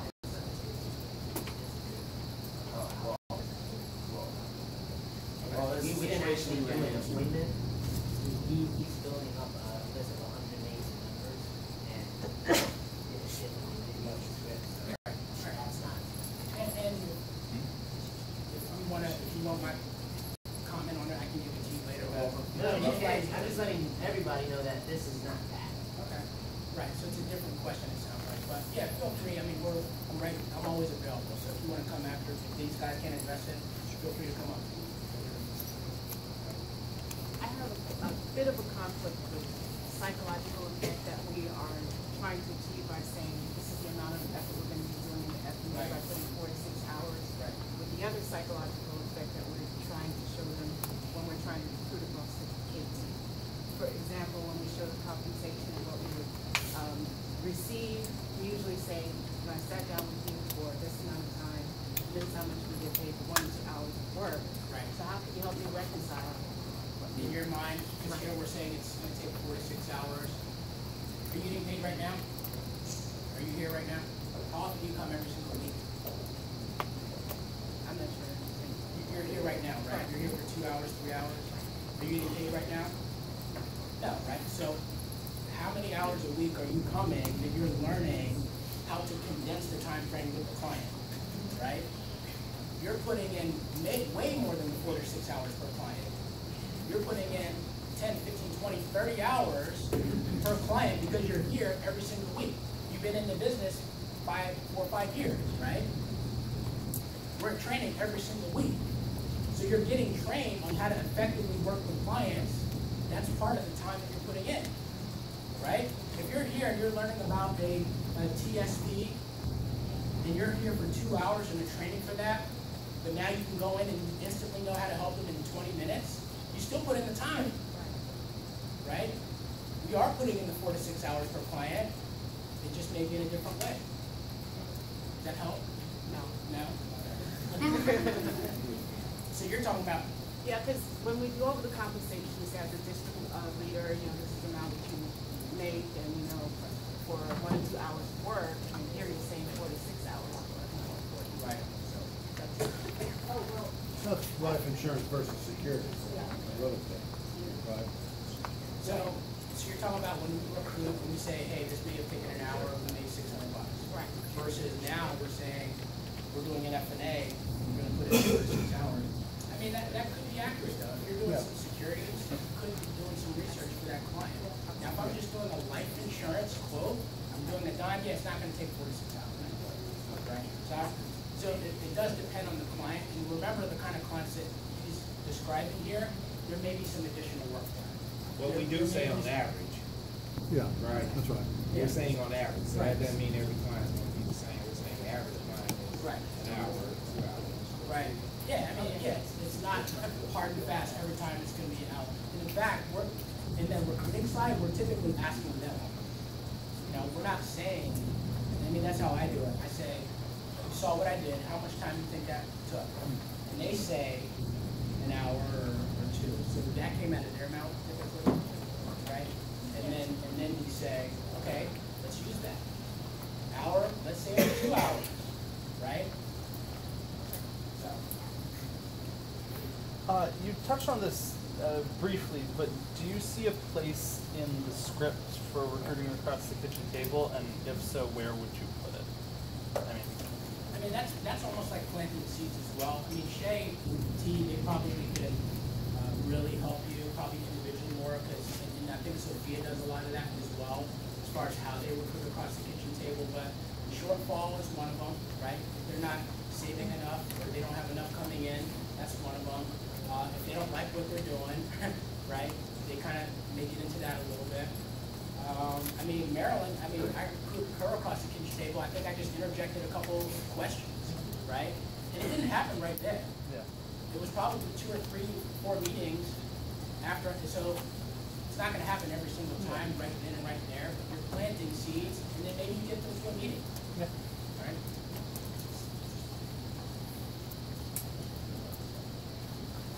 So do we have time for another one? Right? Yeah, go ahead. I wasn't going to say, I was going to say for 1,000 unbelievable training, and that script works so good. We actually already have started using it, and it works like a drug. What, like this recall? Yeah. We did something amazing. Thank you. I got it.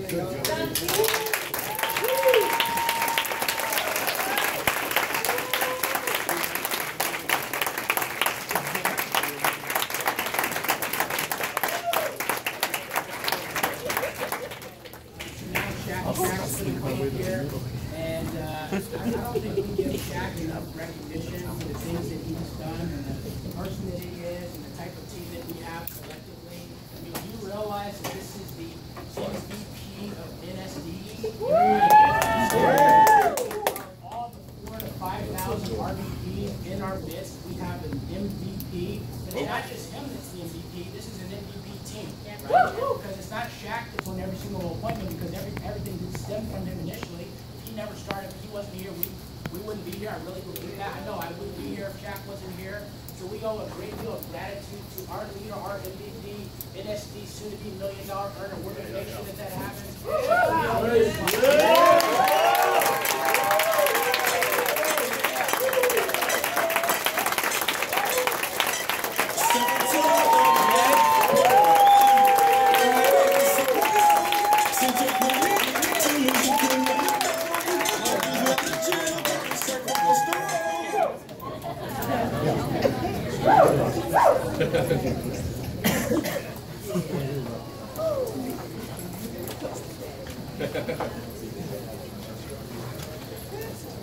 Thank you, Dante. That was very nice. Thanks a lot.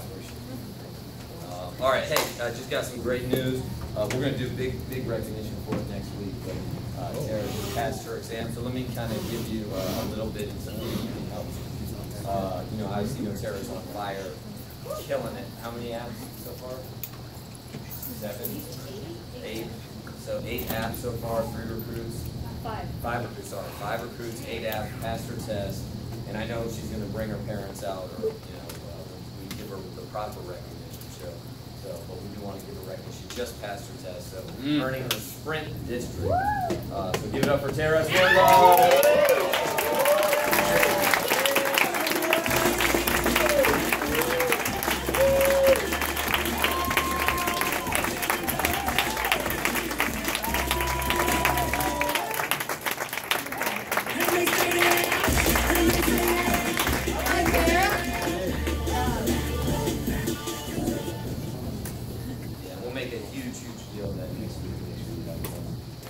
All right, I'm going to go through something really quickly.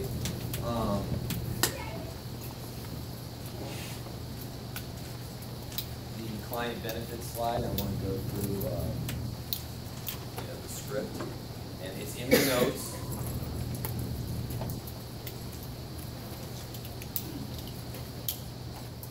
I sat down with the client on Thursday, right before the op meeting, and our policy was $80 more a year. Okay?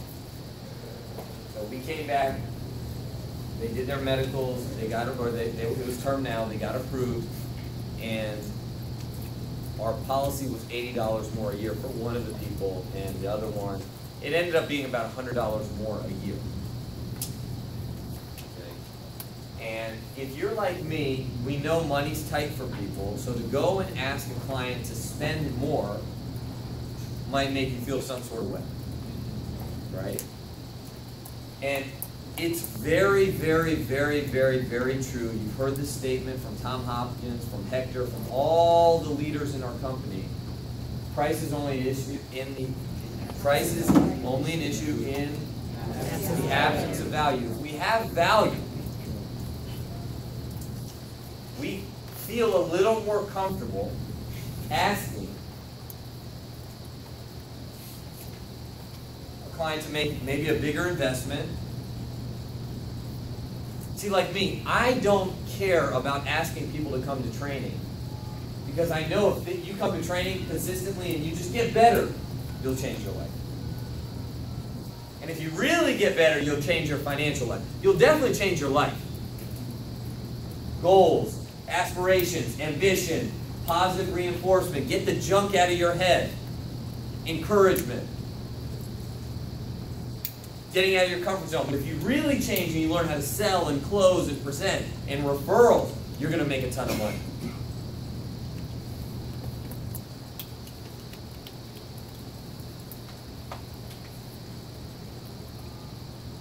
So one of the best pages that we have in our presentation, and unfortunately, and I don't want to say unfortunately, but it's just the truth, it's the most wordy. It's the most wordy slide. Okay? And there you got to know the concepts, and then you have to know the words, because Dante's right. I mean, if you don't know the words, you can't focus on the client. You can't read the client. You can't be prepared. And look, in the beginning, you're going to be bad, so don't worry about it. Okay? All right. So when we pull up the client benefits page... Did you want the one with the wheel or the one later? The one with the wheel.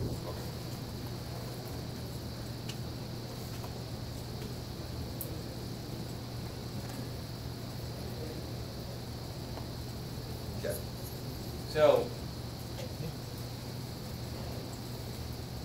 you know, a story that I always used to tell, I always talk about products, okay, just so you understand how this wheel works, okay? And same thing for me is a lot of these companies that we partner with, they were not part of our platform when I started, okay? For example, Equifax. This is a pretty new product. Okay, now I think it's probably the identity theft product, right? But Equifax is a company, we just started using them because credit and ID theft and credit score and all those things just became really, really popular. And when I started, we didn't have this, right? When I started, we only had one annuity company, MetLife. Now we have AXA, Lincoln, AIG. We have 4.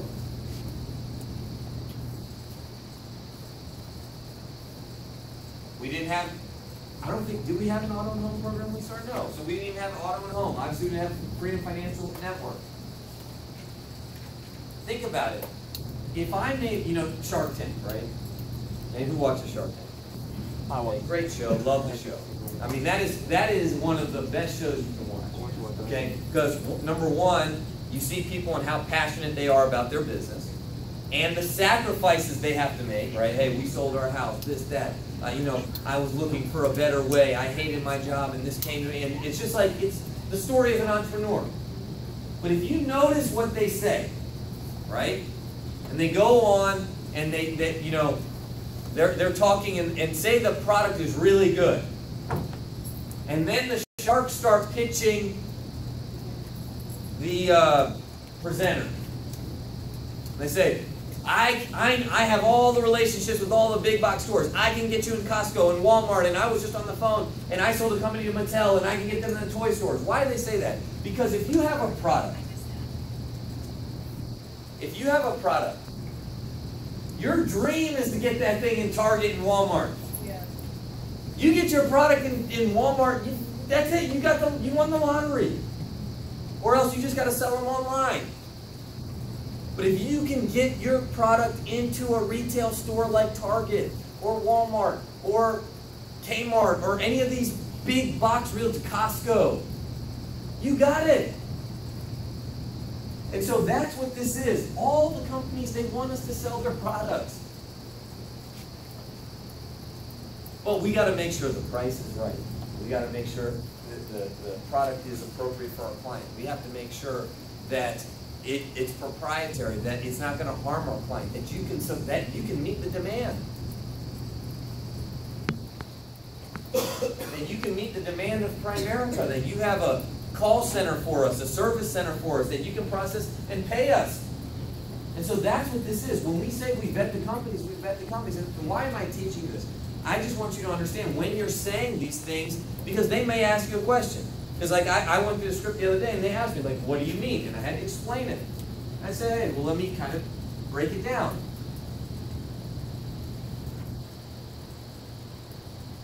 So, this is right on the notes. I'm just going to read it. Okay? So if you have your presentation, pull it up. This is version 14. Not securities license. Right. Me too. Who else? Peter. Let's go down the whole list. Raven. Yeah. I'll pass it 2 months. I'll put money on it.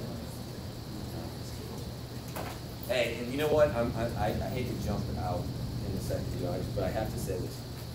My sister, who usually teaches the class, you know, just fasting, the last time she did 7 hours, which is too much for her. And I know it too, because even if I do training, like, you know, like I do the hop, I start like botching it. I mean, I'm starting to talk, I don't even know what I'm saying about the last 20 minutes. I was like, hey. Foaming at the mouth, getting the water.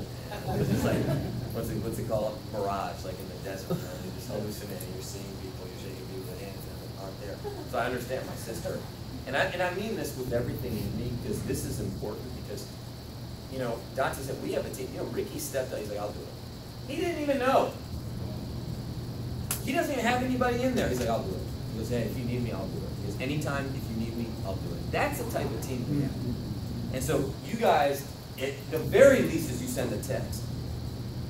But you tell Ricky thank you, because that, you know, me personally, and you know, you know, I'm reading that book about the team, and you know, the chapter that I'm on right now says, you know, either you're pulling together as a team or you're pulling apart as a team. Right? And and if you ever played for a team, you know, and you know what I'm talking about if you've ever played for a team. Obviously there's recognition, there's accolades, but at the core, the heart of a teammate, all we care about is you can count on me. That's it. And that's the truth. Obviously you like your name, you want to dance in the end zone, all that stuff. But at the end of the day, when you're riding on the team with your brothers to go play, it's like, hey, look, I'm in this fight with you, and you can count on me. And I'm telling you, when he did that, I mean, he's in there, he's struggling, right? I know he hasn't taken the test first. And I was like, how's it going? He's like, you know, you don't know any better. I'm like, well, actually, there are a lot of repeats, so yeah, they know you suck. You know? But don't worry about it, you know? But for someone to just to step up like that, the guy shows up at freaking 8 o'clock in the morning, whenever he's here, setting up the room with Thomas, everybody's here, setting it up, and for him to teach, I mean, you know, you freaking thank him for that, because that's a big freaking deal, you know? I mean, you know, it's insincere, because these are your guys that he's helping. And I know a lot of you guys would do the same, but he did it. And so thank him for that, because you know, that's a big deal for him to do that. So anyways, all right. All right. So when we pull up the first slide, which is the client benefits, which is right here, right? And Shondell, maybe you can add this. These are...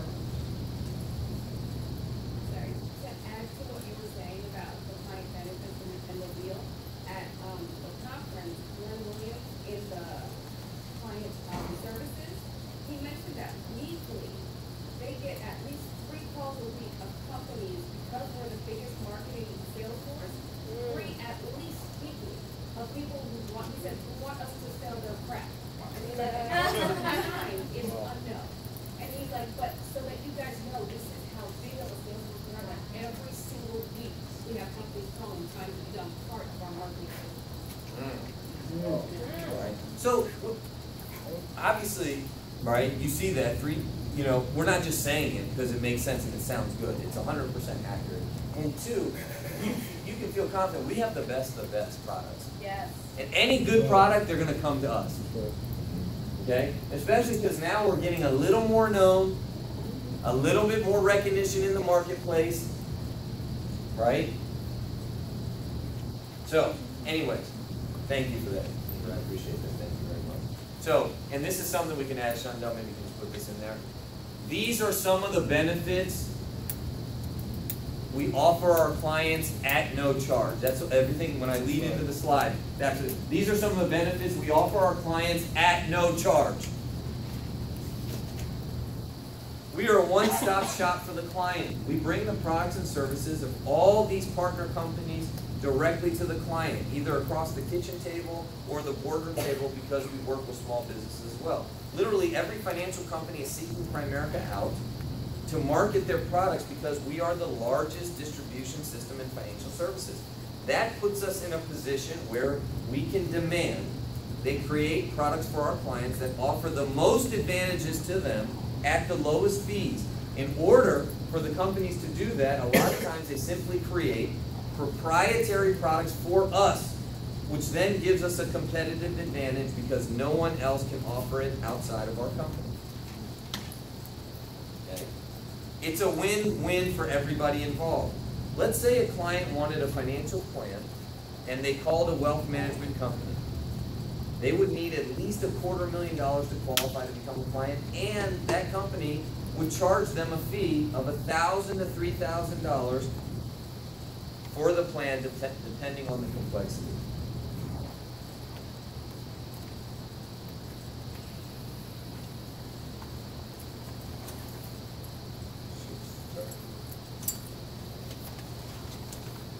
We put together a comprehensive financial analysis for the client without a net worth restriction, and we don't charge a monetary fee. Can you see how that's a win for the client? It's also a win for us as a representative because we don't have to focus on trying to sell someone a $1,000 plan. We just focus on educating our clients on how to succeed financially. We are still getting paid, but it's not coming from the client. It's coming from all these other companies. These companies are willing to pay us because they'd much rather pay us $1,000 to $3,000 than to spend millions of dollars on advertising. Can you see how that's a win-win for everybody involved? Okay. So let me kind of jump 2 points here. Okay. Number one, you have to know your audience. Okay. You may want to trim that up if it's, you know, maybe the client's not as affluent. Okay. That's one. Number two, I really. When I first started in this business, which a lot of you guys were trained, we just switched our presentation. Every single thing we had to do was memorize it just like this. So memorizing a few paragraphs and understanding the concept is not that difficult.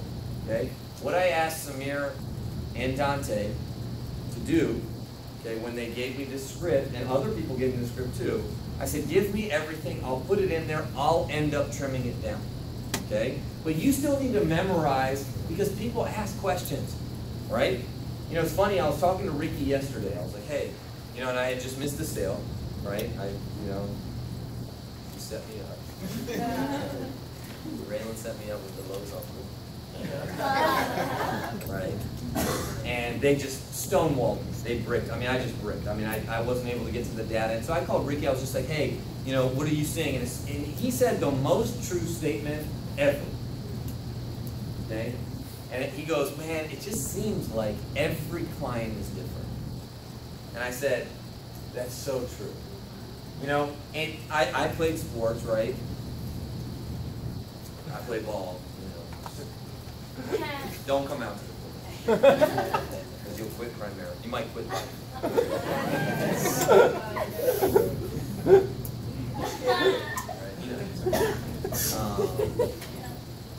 Remember when I hit all those jumpers on all of them? This guy's like my lucky charm. Every time it comes out, you'll see that. But anyways, so it's true. When you play basketball, every player is different. Some go left, some go right. Some off the screen, you got to go around the screen. Some you go under the screen. Some are physically very strong, and if they get in the lane, they're going to score. I mean, you know, I always prided myself on playing defense because, you know, I was a hustle player always.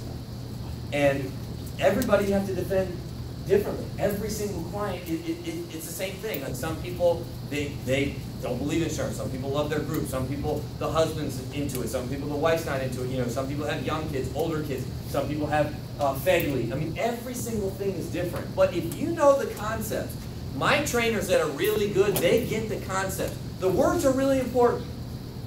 Okay? But see, sometimes they say, oh, it's just too much. It's not about that. You know, if I bring Matt up and I call Matt, like I call Matt from the kitchen table and say, hey, I need a basic illustration for this client that got rated. He goes, hey, this is what you do. Blah, blah, blah, blah. This is what you do. It's going to be decreasing term. He knew it right away. It's not a script. You just know what to do. See, you don't need the strength of freaking Hercules to do this business. You don't need the reflexes of a NASCAR driver. You just need to know what to do in a certain situation. If a client asks you something, you just need to know how to explain it. That's it. That's why we give all this to you. It's not to overwhelm you, right? Hey, why does this work? How do we get paid what we pay? We don't have an advertising budget. There was one article, it's very rare. That's why in the newspaper in Indianapolis, we were taking pictures of USA Today, because you'll never see an ad. We don't advertise. That's why we get paid and the client saves money. And these companies pay us. These companies pay us. They pay us, sometimes they pay us more than they pay their own agents. We'll say, oh yeah, really? we get the referral fee $52. You know how much money we make Answer Financial? That company is big. We make them what? Sorry. Go. What was that thing? I was talking to them at the convention. I went to their booth and they're like, yeah, man, whatever, whatever you guys need. I mean, I don't know how many times we call a day. Primerica rep, 5,000? Literally, I don't know. 5,000 a day? I have no idea how many calls they get. Just flooding business. So when you see this, right, that's what it is. You got to understand why the companies want to sell. And it's true. Hey, I don't have to go in and say, hey, Elsa, Dominic, this is great, and if you can give me 4 payments of $250 over the next 4 months, I'll do a plan for you. That's what people have to do. They gotta get you on sign on the dotted line. It's whatever, right? My kids' teeth are coming in. They're trying to get them braces already. I'm like, yeah, this is the biggest business I've ever seen. They come in, sign them up.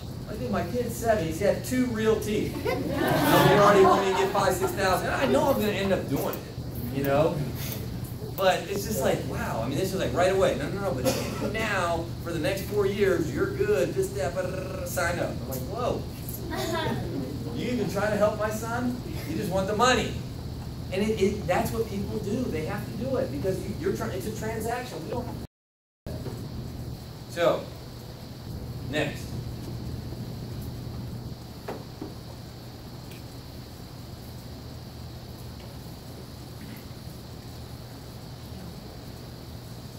Then you click on the next one, all the other 4 are going to come up. We have a website, myprimerica.com, easy access, all your stuff in one place, policy statements, balances. Morningstar, we use a third party called Morningstar to evaluate your investment choices in your 401k or your IRA. Clients love that. Oh, you'll look at my 401k? Sure. Not just establishing how much to save, but also where to save. It should say Roth IRA, we can change it, Roth IRS, but it should say Roth IRA, 401k, IRA, etc. Remember the Rule 72? It's amazing. Even just earning 1 or 2% a year on your money over time can be hundreds of thousands of dollars by the time you retire. Review and selection of beneficiaries in emergency contexts. Another very important thing that we do for our clients is doing a review and a selection of their beneficiaries they have, obviously in regards to their life insurance, but other accounts they may have. And establishing what we call emergency contacts, which I will talk with you about later. These things are easily overlooked, and if something goes wrong and these things aren't in place, it can be problematic. Long-term is just a lifetime relationship, which means anytime you have questions about maybe a will, college savings program, auto and home, you just call us. We have incredible resources to guide you and answer all your questions. Unlimited complimentary financial advice. It takes the guesswork out. Blake, can you see the differences? But it should say, can you see the difference it makes for a family who goes through life with these benefits versus without them? Yeah. Which one of these do you like best? Okay. Then you go to the house, which we're not going to go through, but then you go to the house.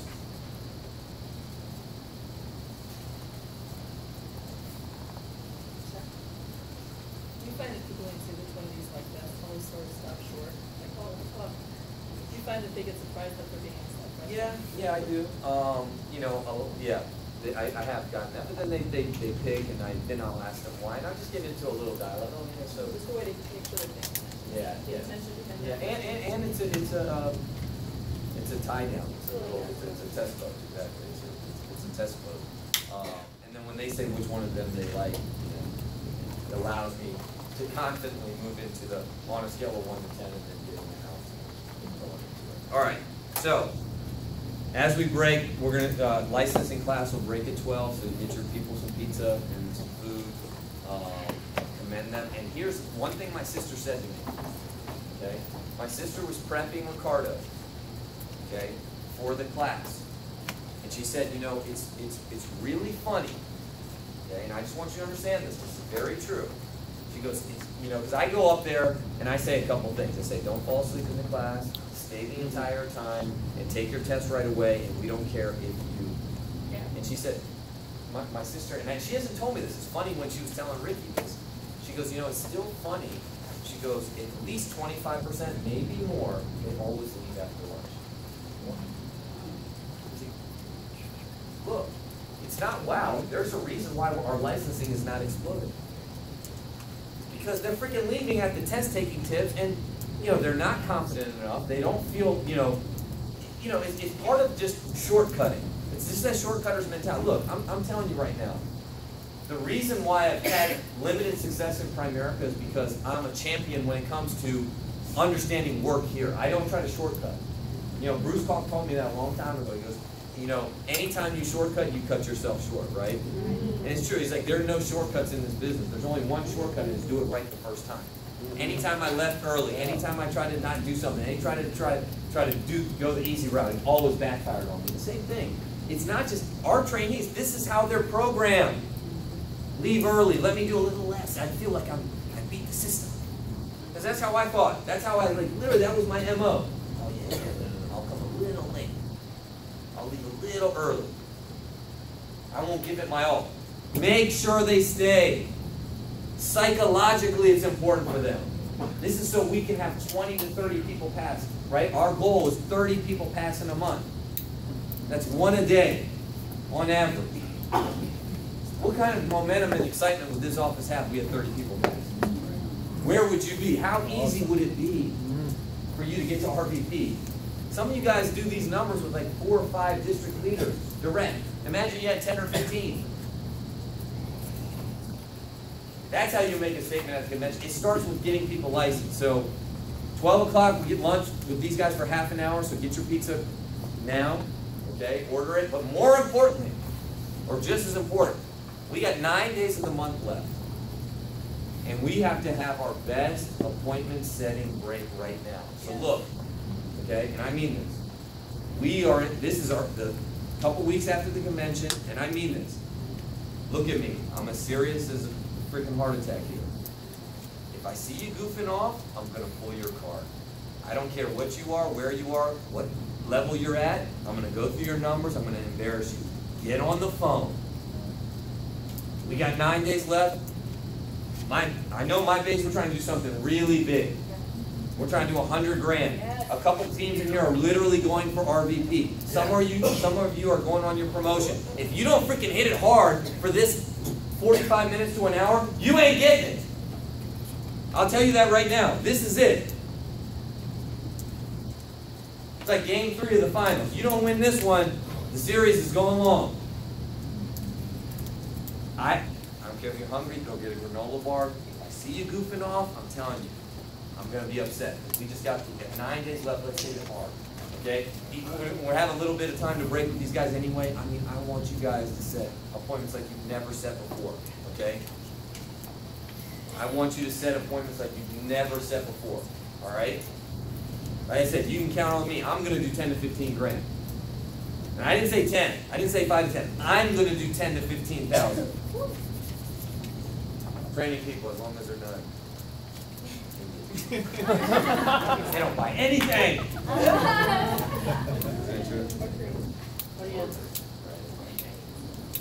All right, anyways, let's freaking kill it. All right, team on 3. 1, 2, 3.